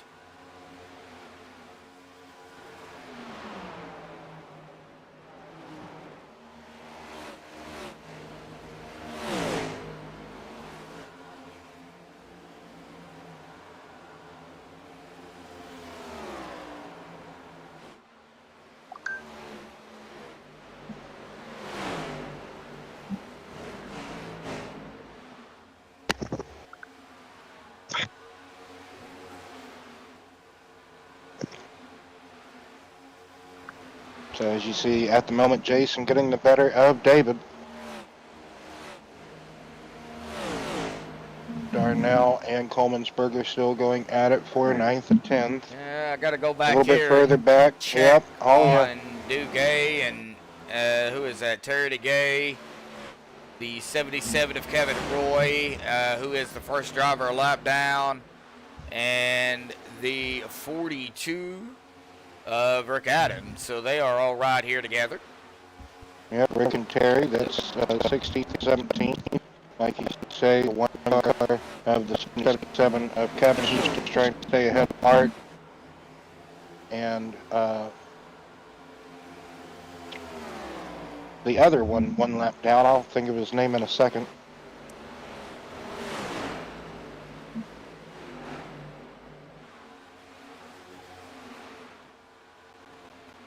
So about to be 80 laps to go. Closing in on 75 to go. Right, there we go. I didn't want to be right or wrong, you know what I mean? I know that was a bad one. Anywho. Kyle Heath and Rongich still going at it. They have Whitley a little bit closer, just a wee bit. He's there though. But Rongich and Heath, I tell you, they are still for the lead. Yep. Yeah, there goes Kyle to the inside. Oh, he just passed up Yep. Rongich like he was sitting still. Now, Rongich could have gave him that spot, too. Yeah, he had to burp it right there in the yeah. center of the corner. If not, they both would have got tight and I think walked it up the hill. Yeah, both But, of them could have smacked. Both great- of them would have been pancaked into the wall. Yeah, great sportsmanship here. Great racing between the two of these competitors all night long. They've been exchanging the lead and like I said, been the dominant force of the evening. Have Heath that won the stage earlier. Yeah. Rongich just, he tried, but he just couldn't quite hold off Yeah, Heath. Heath got a good power run back by him. Now Whitley, he's just been stabilized back in third, fourth position with Messer. Kyle Pit stops Munson occurring. down pit road. Oh, with Philip Ooh. Bridgman. Philip Bridgman and Kyle Munson. That's a little They start off. early. It's a wee bit early, Yeah. but I anticipated a couple of kind of wild Yep. card type of drivers Yep. throwing it down here. Yep. Joseph Cossey is actually, the first Yeah. to bring it down. Yep. Okay, interesting. Yeah. So kind of like what I talked about, they were in the back anyway. Yep. They were way up, so good to kind of maybe short pit, maybe try it. Here Chris comes Paff. Paff down. Now, Pap was running up toward the front, though. I don't know. Yeah, he was in the top 10. Yeah, I don't know why he would elect to come down. Maybe he knows something. By now, he probably knows something we don't. He's racing, we're not. So. Well, this is in that the window is open, Joshua. So this is scheduled. Well, Everything's it's 5 good. laps early. Well, unless you short pit. well, They're only on lap that could just be- 41. Excuse me. Right. So I mean, yeah, 5 That of is 10. short Yeah, about short. Yeah. Maybe they're splitting it. Maybe it's a 40-40, and that'll leave that 20. It'll be about 25 laps. Yeah, about 25 laps left to go. Maybe, give them some more laps to maybe get some speed. I don't know. I don't know how it's going to work, but Brandon Sheets is on pit road here. Well, it looks like what they're trying to do. I agree with that. And I can see that, yeah, because, 50 laps would be 15, and then... That Fanta car, I really like the Fanta car. Yeah, that's a beautiful paint. 50 laps would be 15 to go. 50, 15, and then I have to do math in my head here. Hang on a minute. 50, 15, and then 45, 20, and then 40 would be 25 laps to go or roughly around that mark. 20 laps, 19, 20, 21 laps to go for the final pit stop. So yeah, something like that. I don't know. My math is probably off anyway, so. Robbie Stewart, he is off and away here.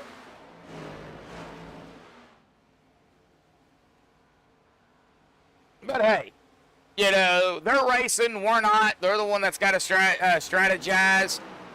We just got to be up here to call it. That's it, right, Will? Oh, exactamundo.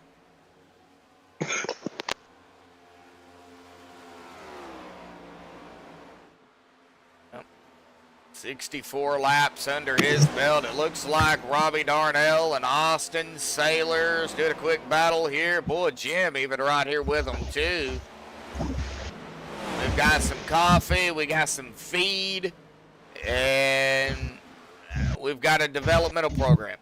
All right, here together. That's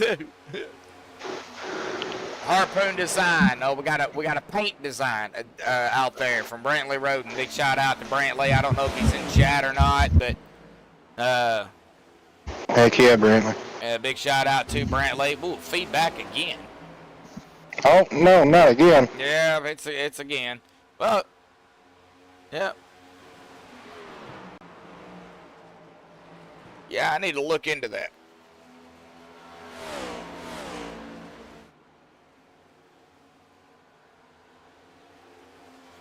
All right, Kevin Roy down pit road along with Rick Adams.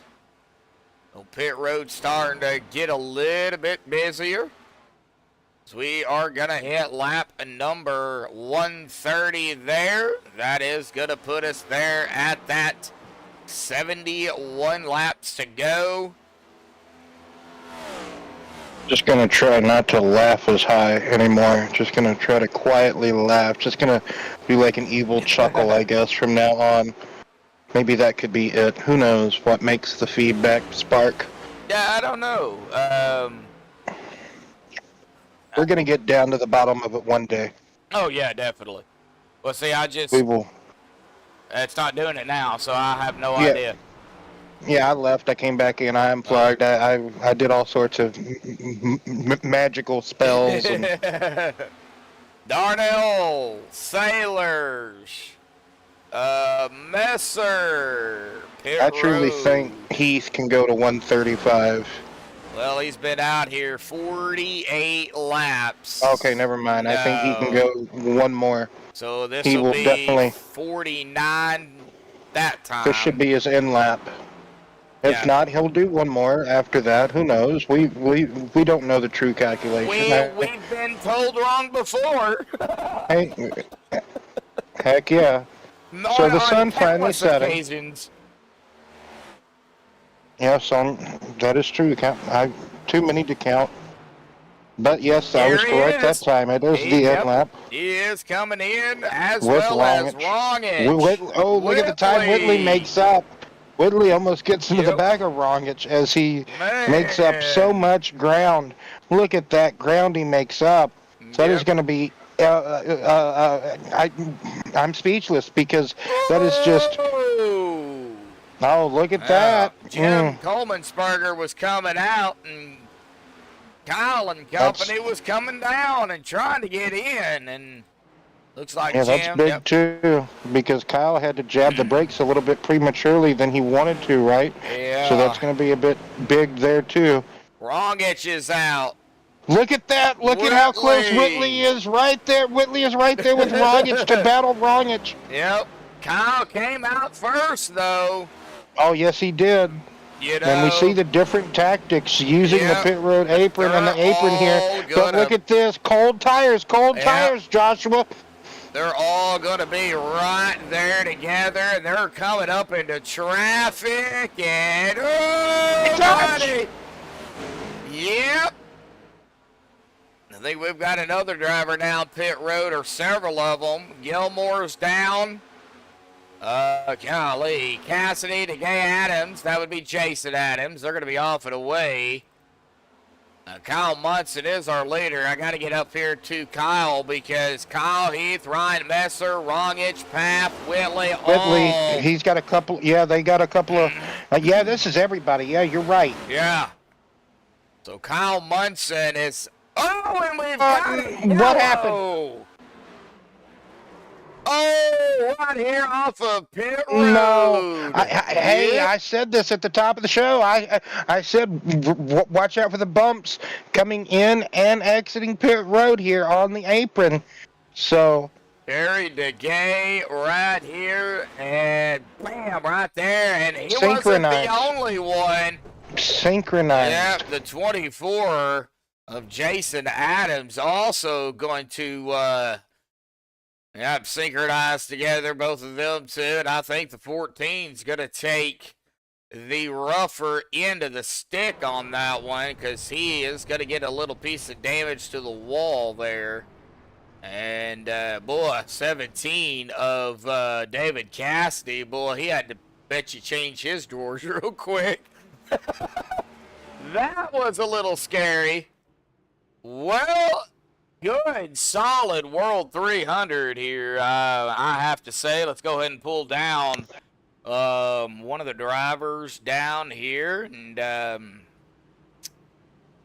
how about we pull down, well, if I can find him, Robbie Darnell here tonight.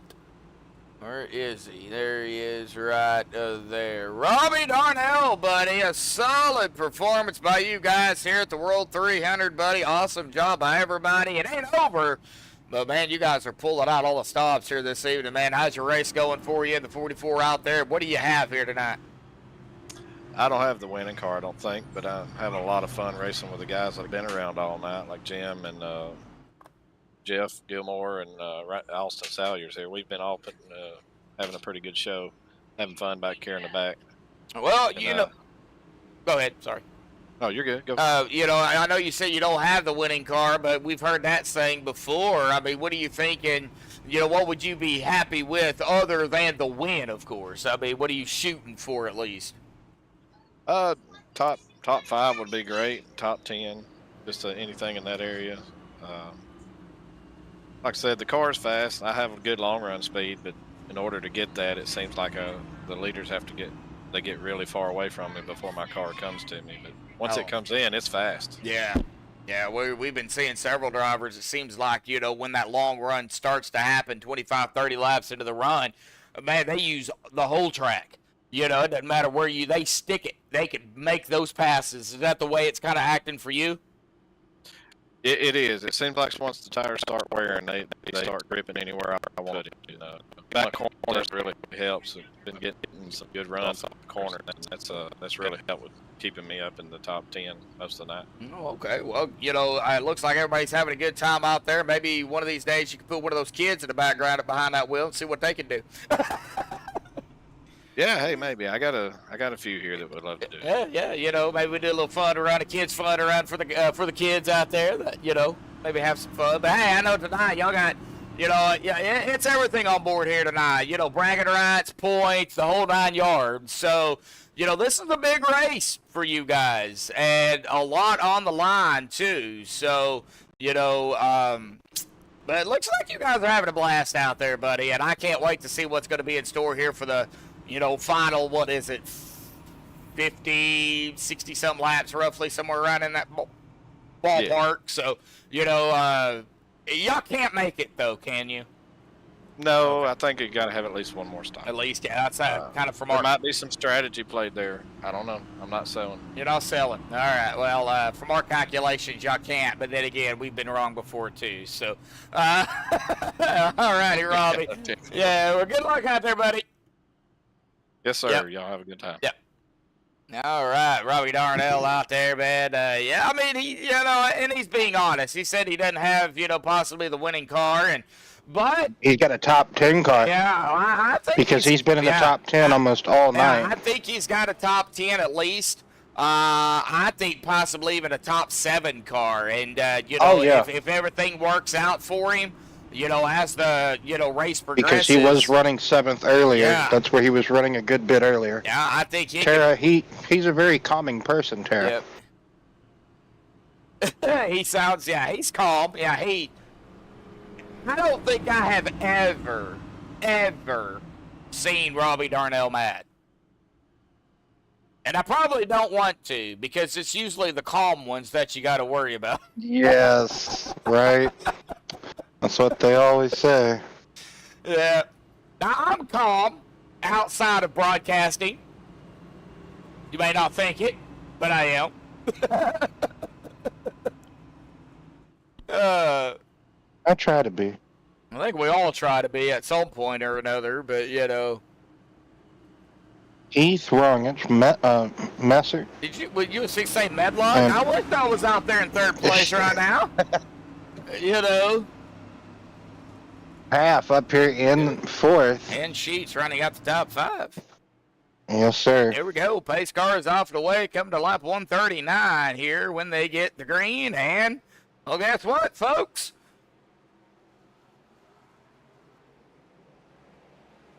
Boy, that was a late green.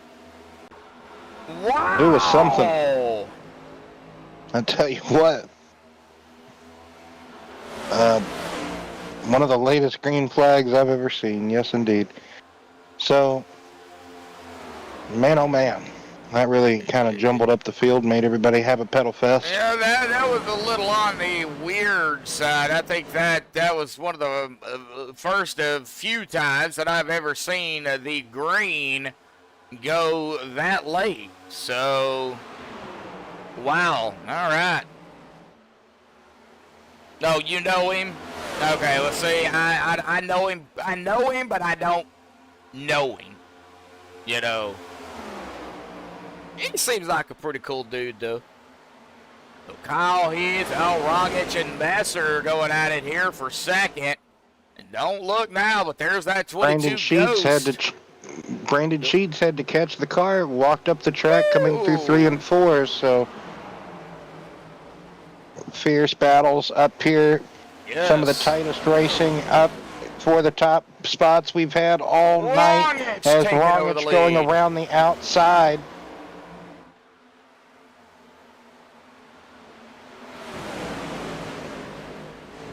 Besser trying to do everything he can to get underneath of Kyle Heath.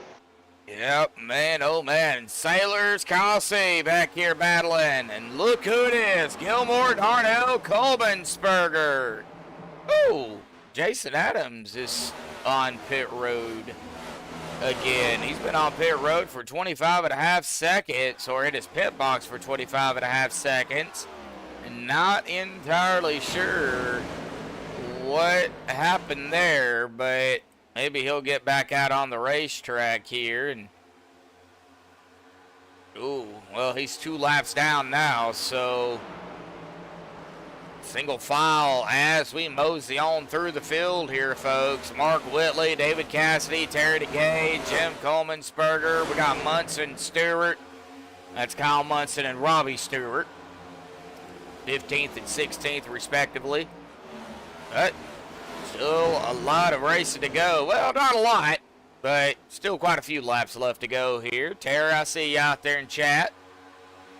Somewhere between 170 to 180. Oh, caution. Yellow. Oh, Jason Adams. Oh, my. Off of pit road again.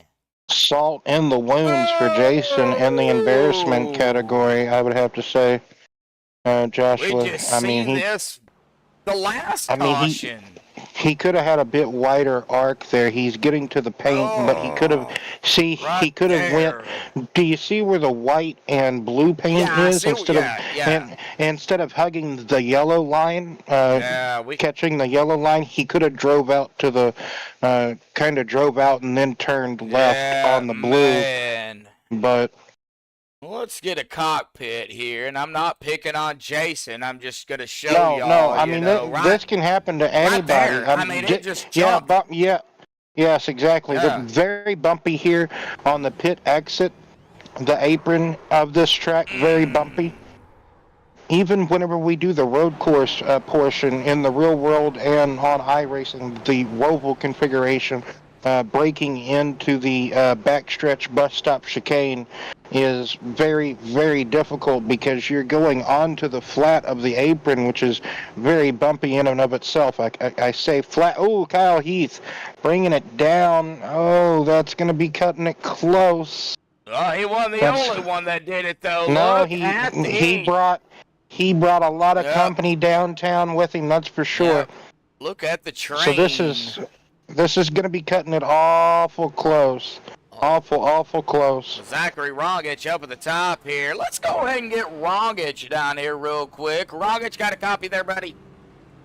Could be like, yes, sir. Hey, bud. Well, you have been running up toward the front pretty much since the, start of the race. You didn't, kind of waste any time getting up toward the front. You've led 51 laps. You are out front right now. You just seen a group come down pit road. It's been quite the show out here. How are you feeling out here tonight? Are you comfortable with them making that pit stop and you staying out, or is there something going through the wheels up there in the head? You're kind of talking to yourself right now. Yeah, to me, it doesn't make any sense to pit right now. I mean, we're all gonna make it on one stop. They can't make it on fuel if they pit right now. And if they're on the same set of tires, then I don't know if that's the last set, so it doesn't make sense to me, but they got some sort of idea there, and we'll see how it plays out. All right. Well, we'll kind of see what happens there, Zachary. I don't want to keep you down there. I know you've probably got some spotters. I don't want to, get any, anything over the stream. I kind of can hear them.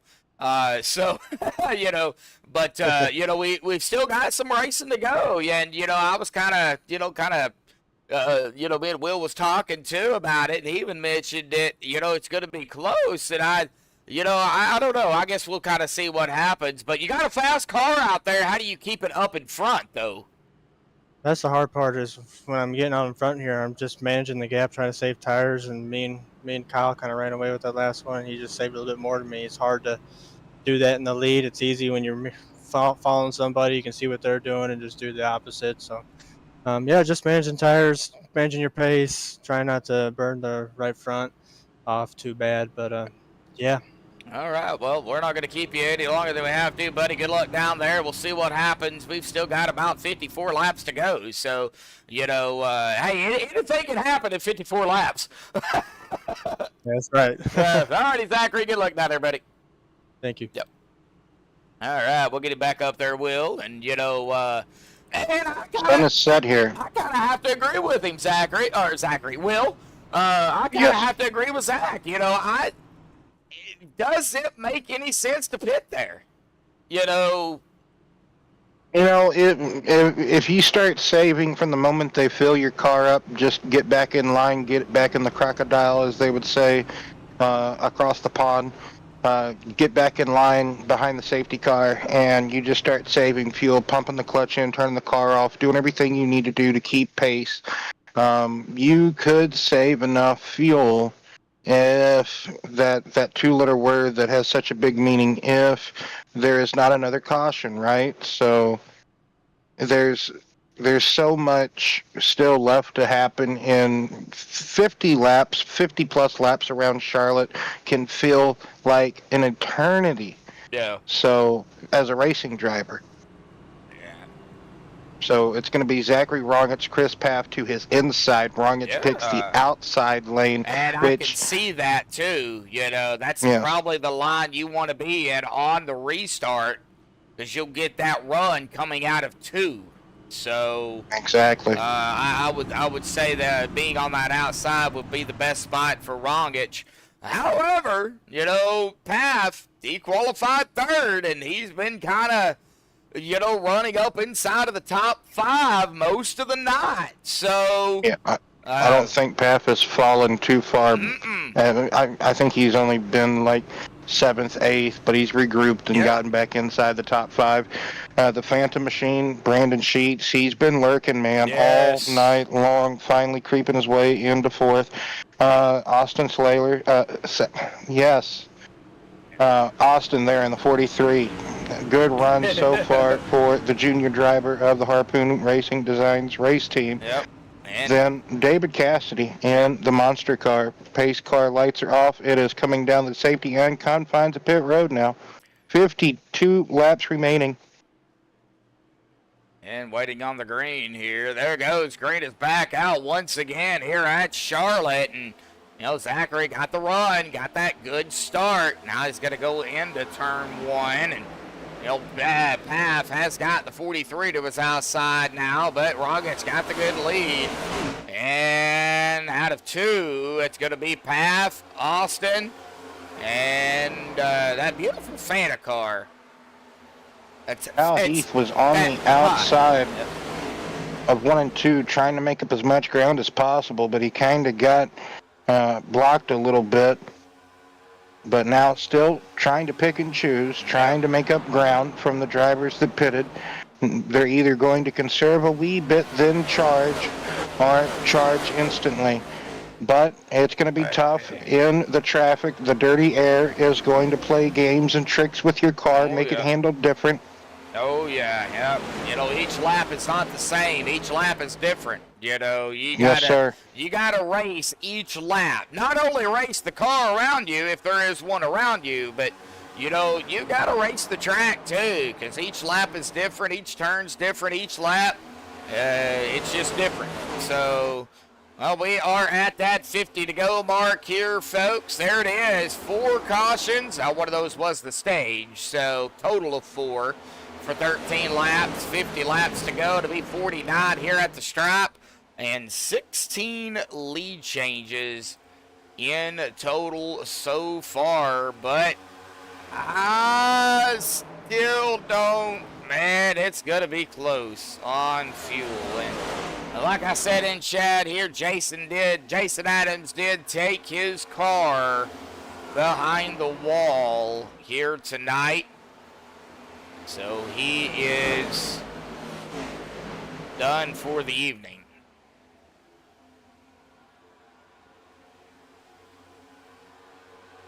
I believe, 19 cars on the lead lap, 2, 1 lap down? 18 on the lead lap. Gary Wright and Art Mullane is the only 2 drivers 1 lap down, 19th and 20th respectively.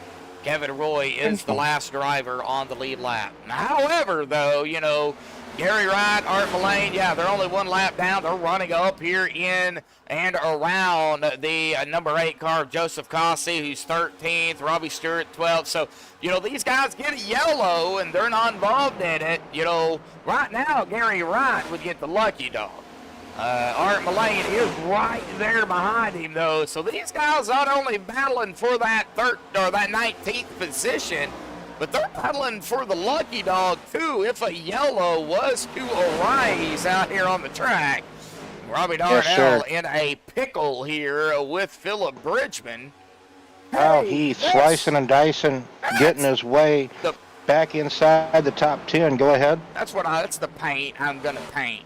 That way, I'm going to paint a pickle car. That way, if the car is in the middle, I could literally say there's a pickle in the middle. What do you think? think, Terry? You think that'd be awesome to see? A pickle car? Oh, Into the Terry. wall, yeah. Ooh. That's a hard shot for Derry. Maybe he might find it again. He does. Oh! I think he got shoved on that second one up into the wall, though. Ooh. Argy-bargy going on at the moment in that big battle group. Just a little bit. Now let's get Ryan Messer was putting pressure on Sheets there. Got Cossey and Stewart going at it. That's 8. No, the number 8, the number 3.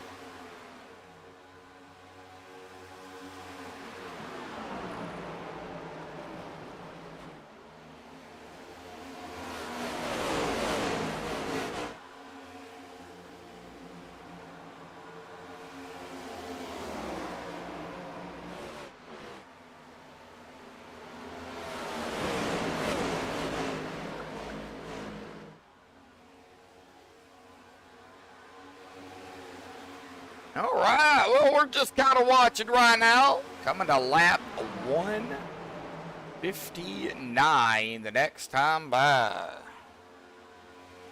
Closing in on 40 laps to go. Rongich currently still in control and in the lead of this race. He's got Austin Sailors right behind him in the 43. I think I finally said it right.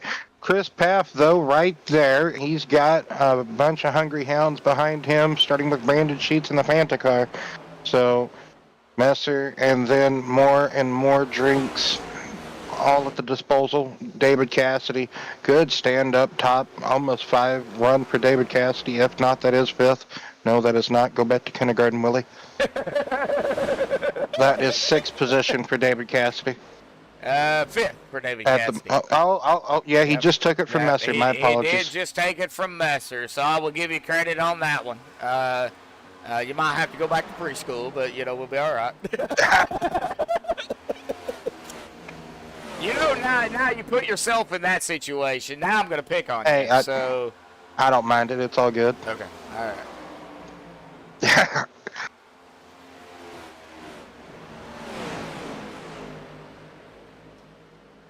So truly can those drivers that pitted there under our previous caution, if this race goes green here, can they somehow, in our wildest imaginations, have enough fuel to make it to that checkered flag, that final lap of the race?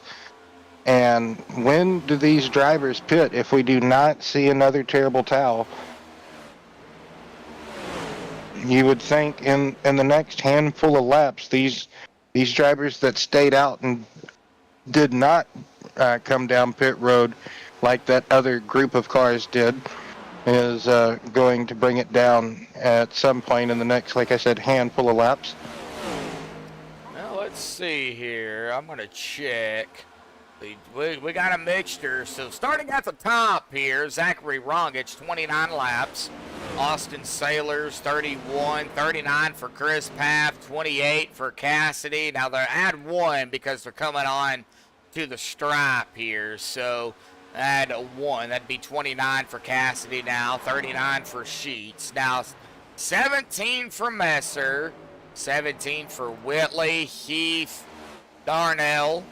15 for Cossey, 15 for Munson, 38 for Stewart, and 15 for Jim, Jeff, and Kevin. And I thought I heard some scrapage going on up here, which I think I did, but everybody got it back under control. So, different strategy call, I think. Going to be interesting to see who's saving, who's going to try to push it, and, well, who's going to run out of gas? Exactly. So much can happen here in the time span of what we have left. 46 laps remaining. Always like getting ahead of myself, you know that, Joshua. Oh, yeah. So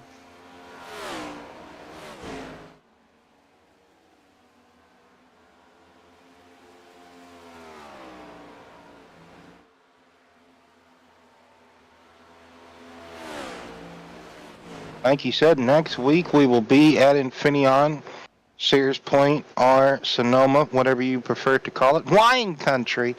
You know, I know it. I over know it there. has Sonoma, so. Yeah, Yeah. Sonoma. Yeah. The track of many names throughout the years.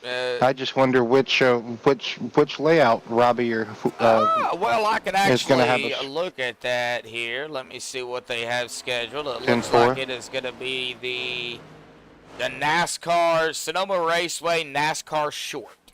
So it is going to be the 10-4. the short version of Sonoma. So I don't think they're having to do the carousel drag strip portion. I think it's the what we grew up watching.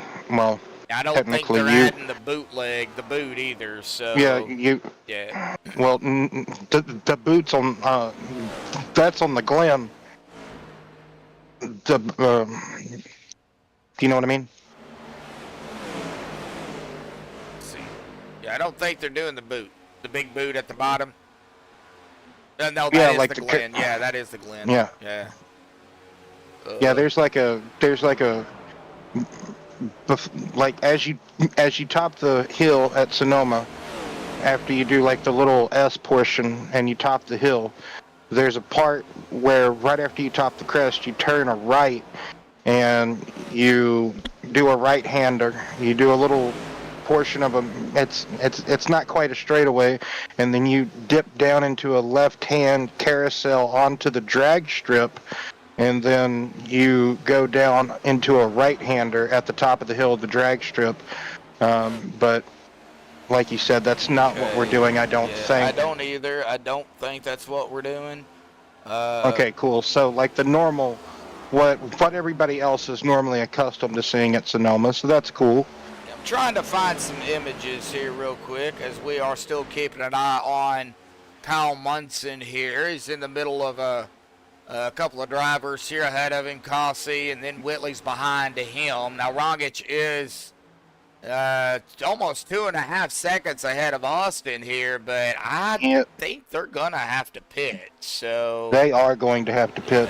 So trying to find the first car that pitted with the fresh tires, it should be it's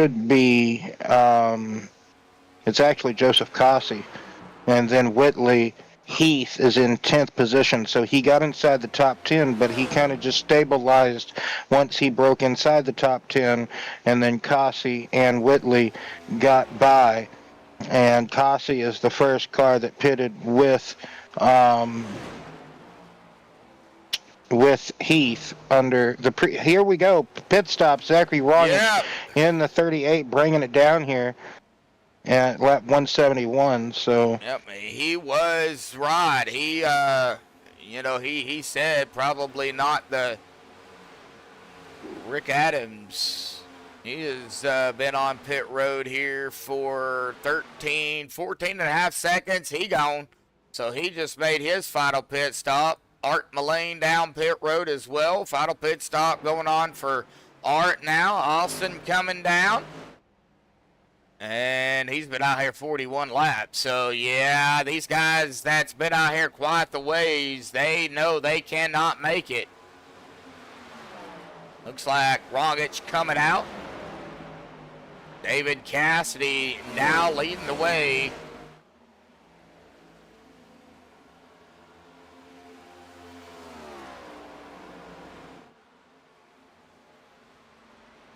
So now adding to the total lead changes or different leaders this evening.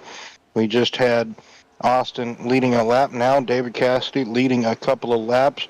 He's got Joseph Cossey, though, the first car that pitted with Kyle Heath and company earlier under our last caution, right behind him. Then Ryan Messer is behind Cossey. Mark Whitley, though, there you see Whitley. He's got Munson trying to force his hand to the inside and takes the position away from Whitley.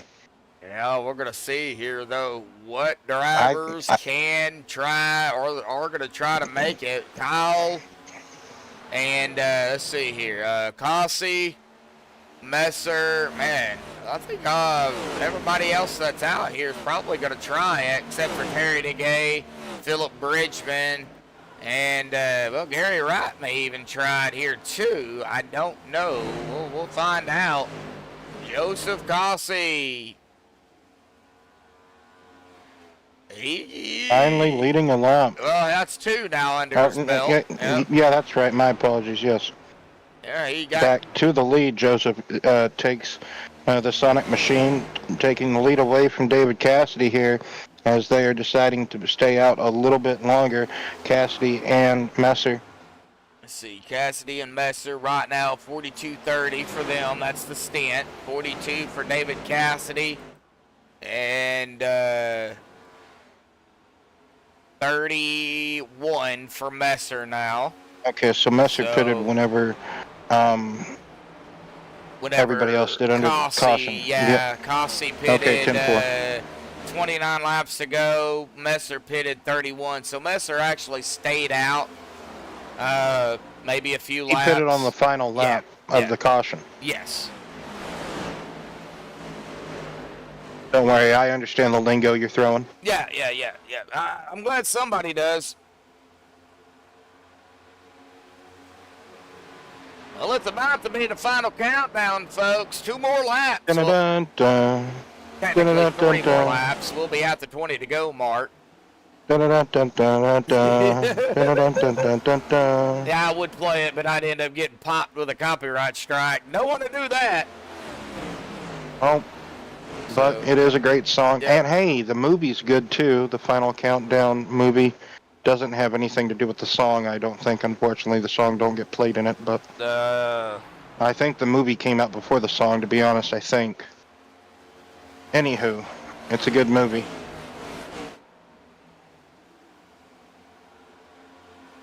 It's got Sheen, Martin Sheen, Kurt Douglas.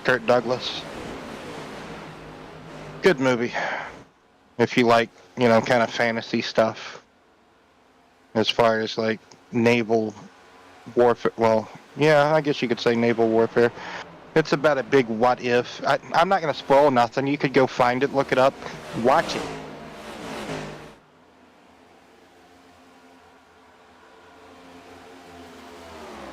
So closing in, 20 laps to go. All sorts of different strategies unfolding, Joshua, here this evening. We thought it could be that way. It's turned out it is that way.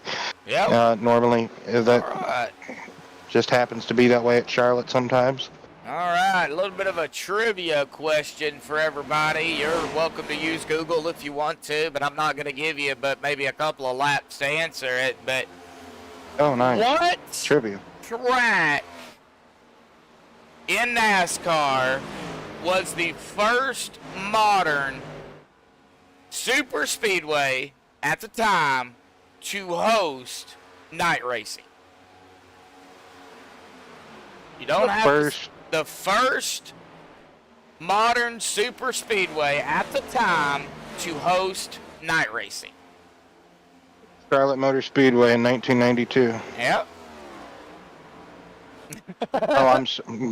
You said I could answer it, right?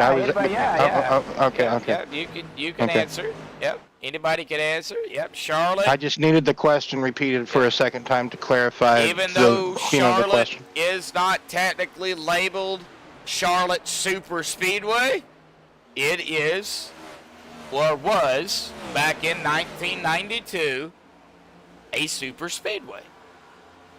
So, just like how Atlanta, is coined, Atlanta Super Speedway back, they used to be speeds of over 200 miles per hour there at Atlanta. So, I mean, it most definitely a super speedway. Yep. And anytime you run speeds of over 150 miles per hour, some people would say, hey, that's a super speedway right there. Because Darlington back in the day was built in,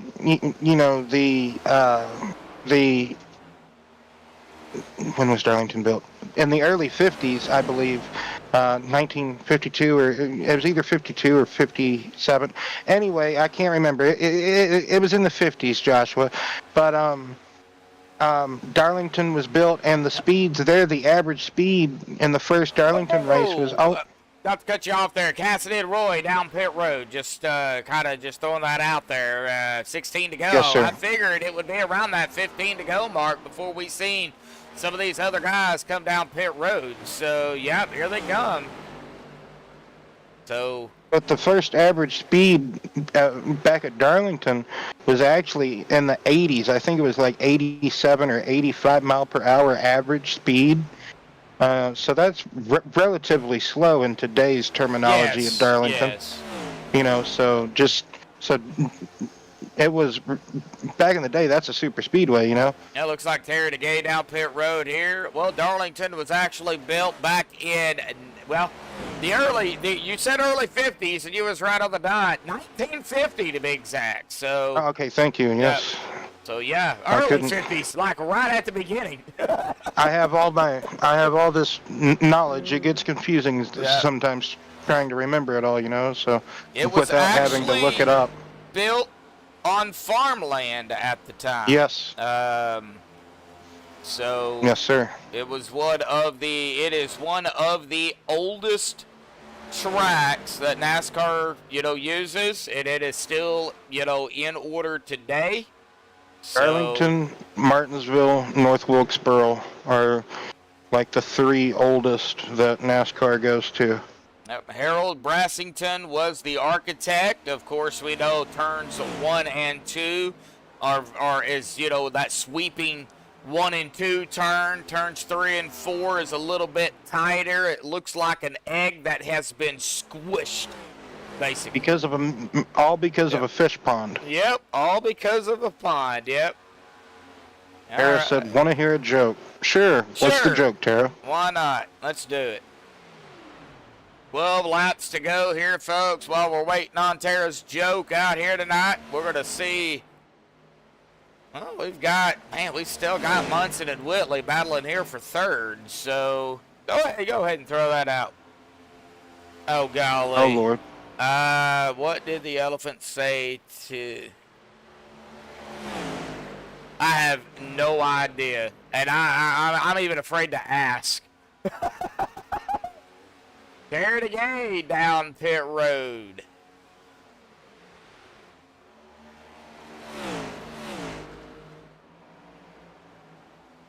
Oh. Oh my gosh. Not going to repeat the answer, but that is hilarious.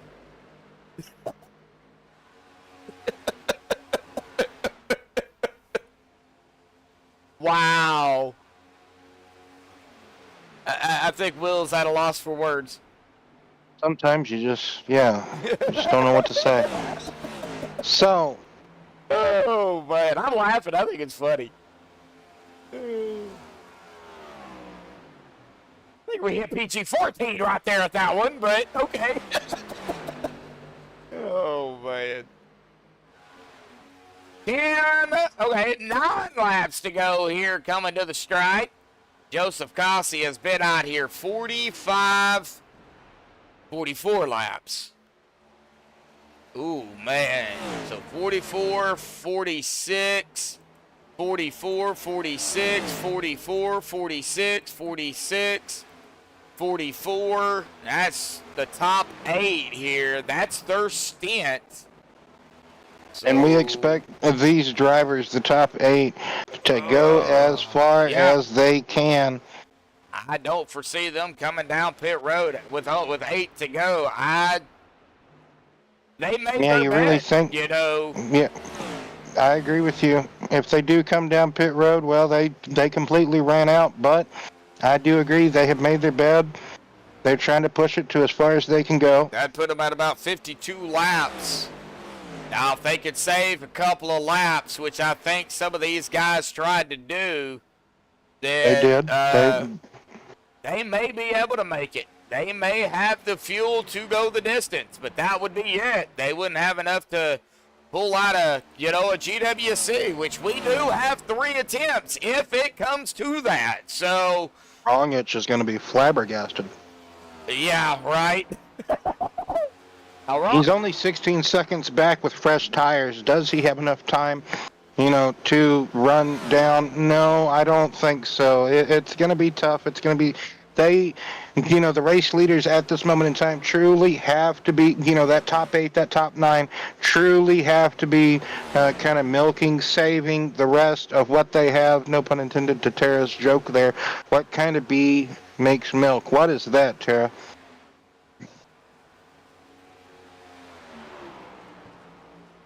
Oh my gosh. Oh wow. Man, she set me up for before, and I totally, yeah. that one. That one flew over my head Yeah. whenever I read it. Right. Man, it right into something. I tell you what. Anywho, Aussie doing a good job keeping Messer at bay there. Messer's coming though. He's under a half a second. But he's in the Messer's been same. out here 50 laps though. Yeah, he's in the same lifeboat that Cossie's in. All these guys. Man. It's going to be difficult and tough. I almost see them running out of fuel. We're just going to see them dart off one by one slowly. Well, if we see them start to go down to the apron, then we know something is not right. Well, we know why. Yes, and indeed. we will know why. Well, look how slow they're going. They're going about 10 mile per hour off the pace at least down the straightaways, and about maybe just about half that in the corners. Now, So this will be 3 to go here at the stripe. Joseph Cossie, Rogic trying to catch them. Don't think there is enough laps here to do it. I think, all these guys right behind, really right behind Kyle Heath here. Well, Kyle's right there, but yeah, everybody behind Kyle Heath, though, I think they're going to need a yellow. Right now, who don't want to see the yellow is probably the guys that are up front here. I did not expect Cossie, after seeing him kind of be back and fighting like he was earlier, kind of have the strategy. I was almost like wrong. Man, is it going to work out? Is it going to be enough? I was almost on the fence about it, but I said it's going to be close. 2 laps remaining, coming down the back straightaway for the penultimate lap here this evening, and pending any caution that may happen before we get to the stripe, Joshua. Yep, we're coming to the white flag this time by out of turn number 4 through this tri-oval here. White flag in the air. One more time around here tonight. One more to go. Can Joseph hang on to it? Does he have the fuel? On the back stretch. Down in the 3. For the final time, coming out of turn number 4, putting a lap on Robbie. Joseph, I think Robbie ran out. Cossie gonna win the World 300 here tonight. And I think you ran out of fuel. Oh, wow. What a tremendous race. Strategy all around. Yeah. Just tremendous race. Man, oh man. So Cossie winning it tonight. Awesome job by Joseph. Awesome run by everybody. Can't take nothing away from everybody out here. Ryan Messer going to finish in the P2 spot. And Kyle Munson will grab the final podium spot here tonight in 3rd. Mark Whitley in 4th. And Kyle Heath making a comeback here. Making a comeback in the top 5 here this evening. And Joseph Cossie, though, we know what he's going to do. Yes, sir, he's going to burn it up here on the front stretch here tonight in the number 8 Sonic Snickers machine. Red, white, and blue, of course. Awesome job, awesome race out here tonight by everybody. Long and gruesome, but hey, they managed it. I don't know how they did it. We'll talk to them here in just a second. We're going to let these guys, of course, use the restroom because I know that's probably what they got to do. And we'll get to the interviews here in just a second, folks. So hang tight. We'll be right back here on MaxspeedTV.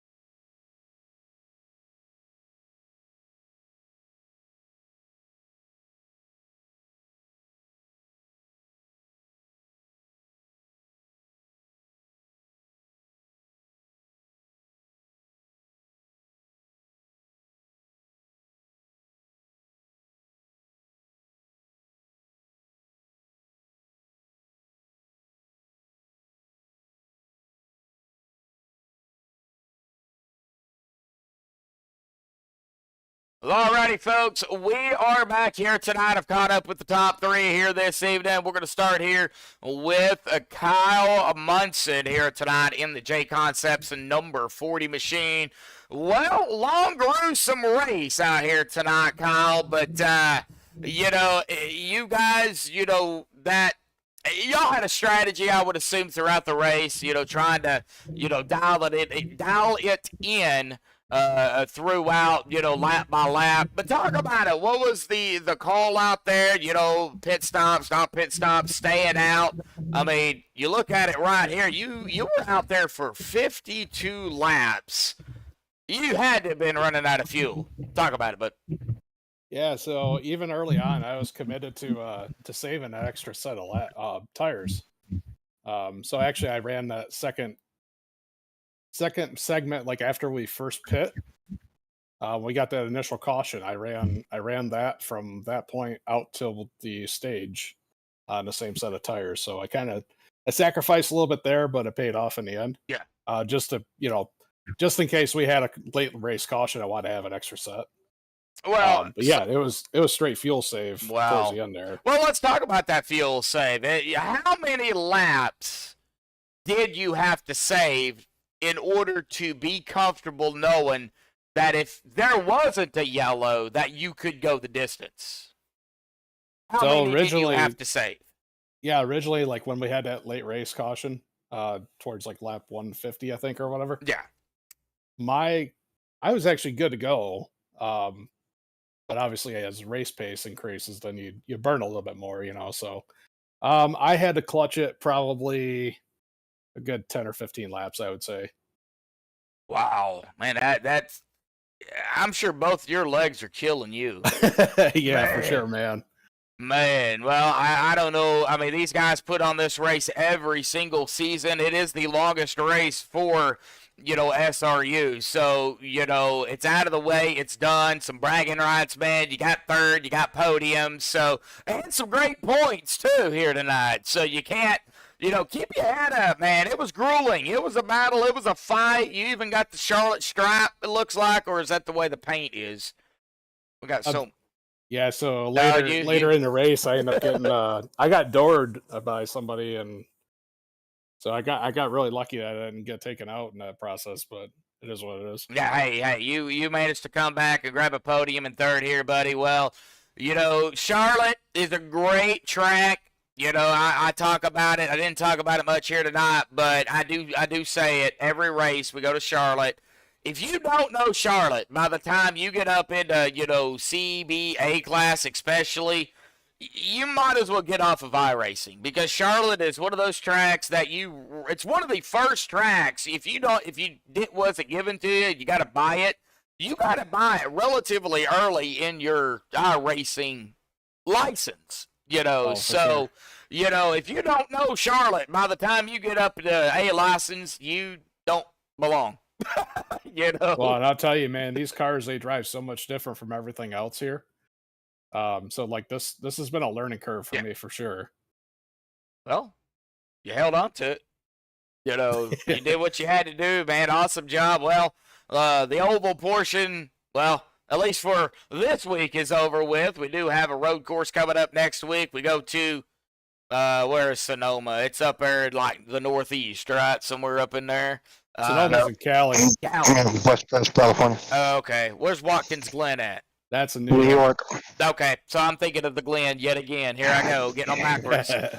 So we go to Sonoma next week, buddy. A little bit of road course action. How do you feel about the, you know, going from a tough track, long race to 50 laps, turning right and left?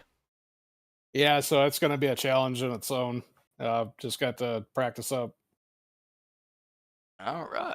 Well, Kyle, awesome job out here tonight. Finishing third, buddy. Final thoughts, shout-outs, thanks you would again before you go celebrate and get ready for Sonoma, man. Yeah, definitely want to, you know, give a shout-out to sponsors. Appreciate everybody for the support, and then Dave Bush for putting on the series. Yeah. And you guys for doing the broadcast. Yeah, we all miss Dave. Been part of this league for as long as I can remember, so Well, we do appreciate the kind words there, Kyle. Go celebrate your third here tonight. We'll see you next week, bud. Thank you. Yep. All right. Well, that is going to bring us to our P2 finisher here tonight. The number 16 of Ryan Messer. Well, Ryan, you held on to it just like, well, it looks like all the way back to, who was that? 52 laps there. Jim Coleman'sberger in 6th. Everybody was in the low 50s on that last stint there. You, however, 54 laps. Talk about it. How was it out there, Ryan? We got to hear from you from the start of the race to the end. Well, it was definitely a marathon, we'll put it that way. Yeah, just kind of, I knew I was going to have to take the whole, say, first 100 laps or even maybe more than that and just kind of try to learn, I guess, really. Like, what line was easiest on the tires or how can you get the bigger runs for when you got to really race at the end. So I don't know if I would have run 5 laps on the top all night. Like, the car seemed to really feel good on the bottom, so that's just kind of where I stuck to. And if you just really kind of be easy on it, let people go, and then 20, 25 laps into a run, you kind of, them guys come back to you. So just had to really be patient with it. And then as for, I didn't really know my strategy for the end until say lap 150 or so.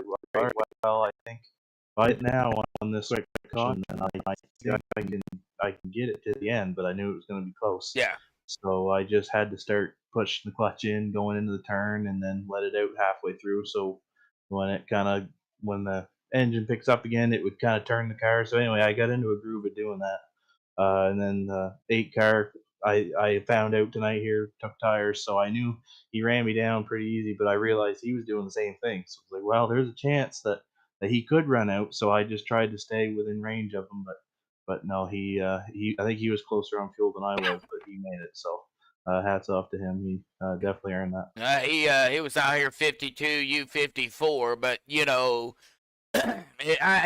stint don't matter. It's, how much you saved as a driver, because some drivers can save more than others, So, not sure exactly where he was at on his fuel, but hey, it doesn't matter, man. You go pick up some points out here tonight, man. Awesome job, awesome finish. Long race. I bet the legs hurt. Yeah, a little bit.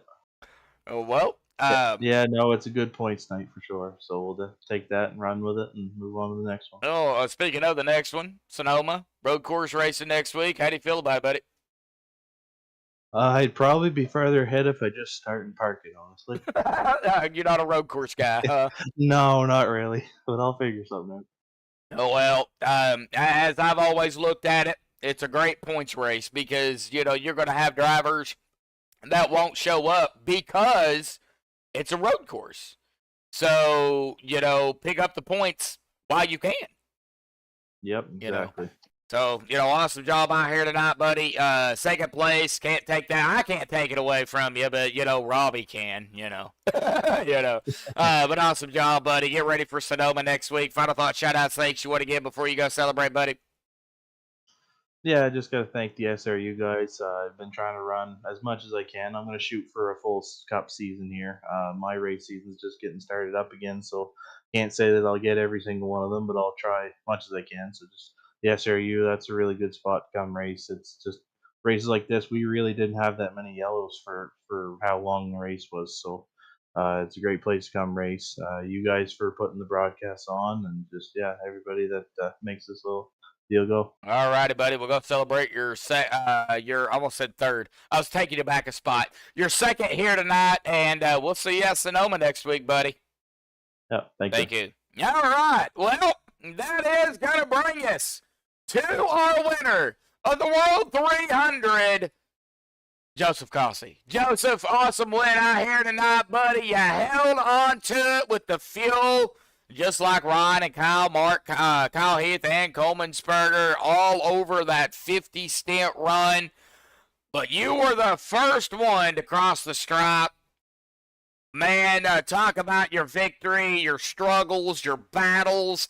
the cautions that we did have, which, he even said it, Ryan even said it, we didn't have a whole lot considering, 200 laps out here tonight. Talk about it, buddy. I'll turn the mic over to you, man. Man, during that first stint when we had the first 80, I was gonna save a set of tires just to have for an extra, for a backup plan, just in case we had a late race caution near the end of the race. And I accidentally ended up taking tires. I took rights. So I was like, man, I guess I'll take the lefts. And then I dropped my pace dramatically to save the tires through when we got the lap 80. So when we got the lap 80, I just took fuel, and then I went as fast as I could while saving my stuff from 80 then on, and then got tires. And then I seen where I was gonna split it like 40-40, and then still have an extra set of tires. And then just right when that window was about to happen for the next 40 or so, we got that extra cautions that came through. And then I was like, man, it was like a gallon off. And I was like, man, I have 2 sets laying in the pits. If I go ahead, burn this set now, and try to make it on fuel, I kept coming in until I made sure that, I packed it. I kept packing until we got one to go. And then when we went, I had the freshest tires, I had the most fuel, and I was like, it was go time from there. So when I went from there, I knew I could make it as long as I kept clutching and just didn't find myself fighting anybody. And that's what I did. I was able to clutch it every turn. And I even saved the lap. So wow, it was great. So it worked out. So you were a lap to the good.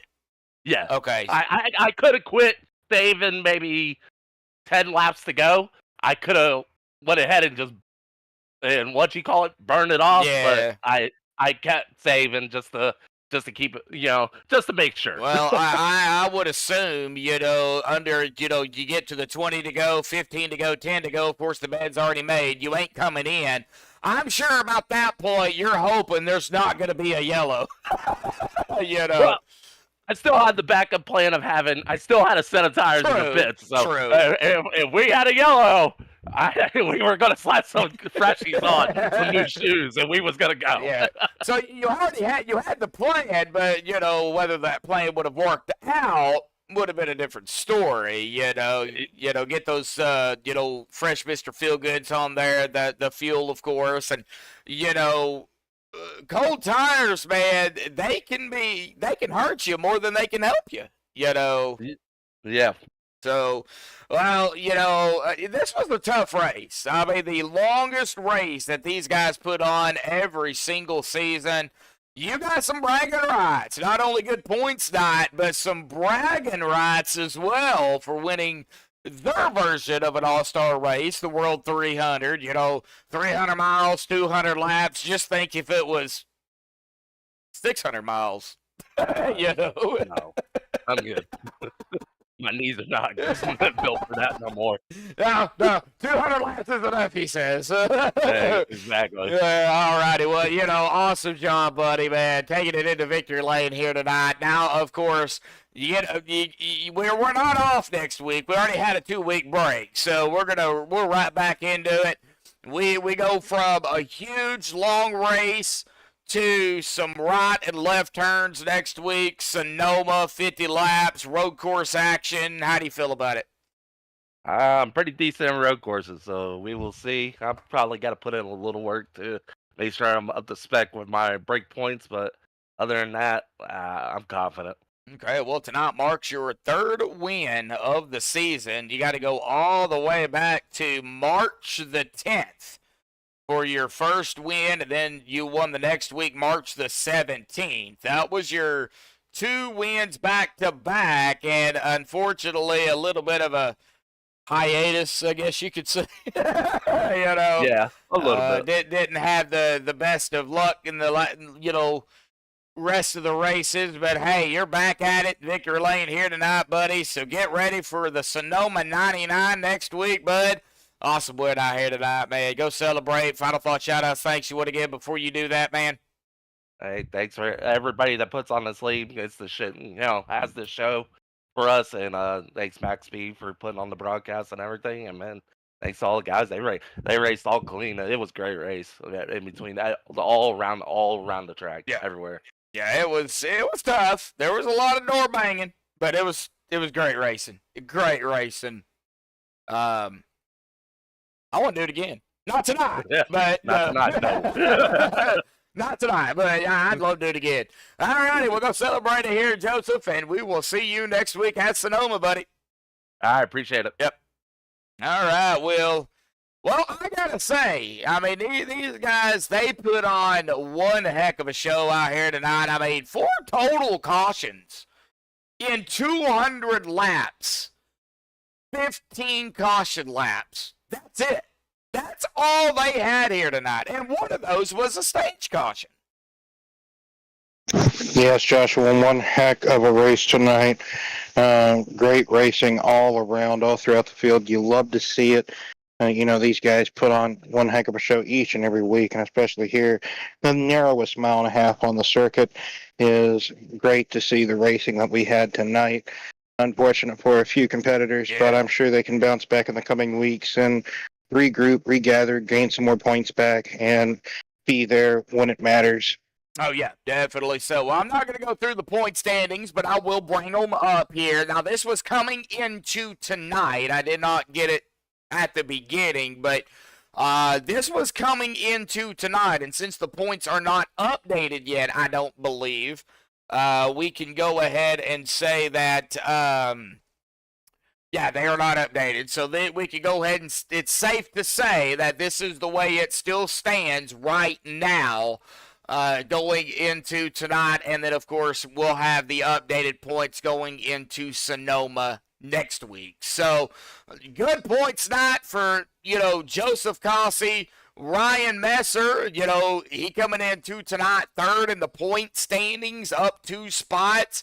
Kyle Munson, who, coming to tonight in 8th in the point standings.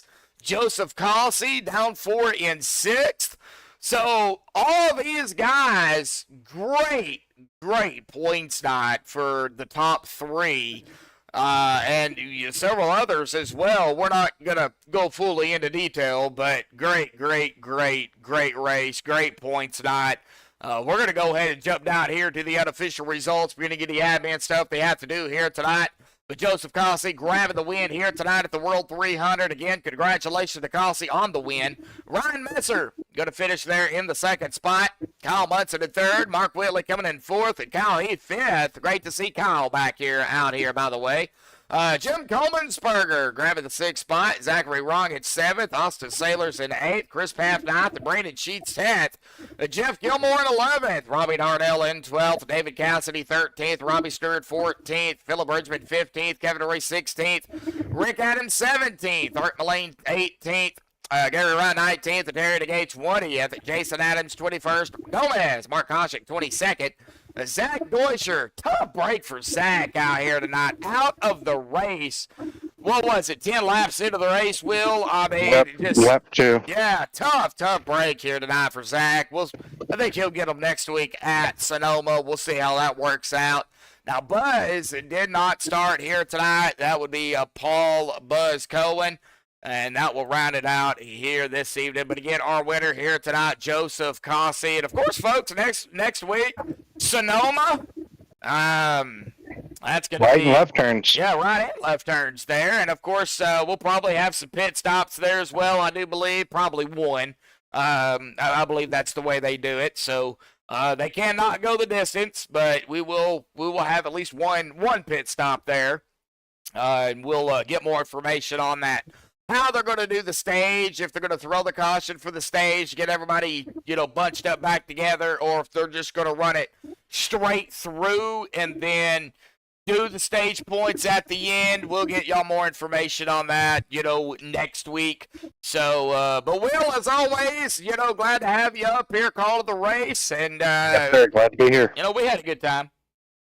Oh, yeah. Yep. Every week. Oh, yeah, definitely so. Well, that's going to do it here tonight for MaxspeedTV. In the Dave Bush Sim Racing Release Cup Series. We miss you, Dave. Wish we could talk to you and see you again, buddy. Hopefully everything's going okay your way. Of course, thoughts and prayers to everybody out there that's sick, dealing with pain. Tara, my brother, Steven, and, of course, anybody else out there that is having, some medical problems.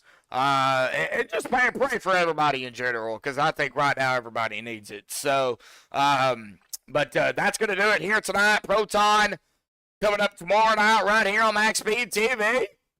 You don't want to miss it. Stay tuned for that. But until next time, stay safe. Thank you all, and have a good night.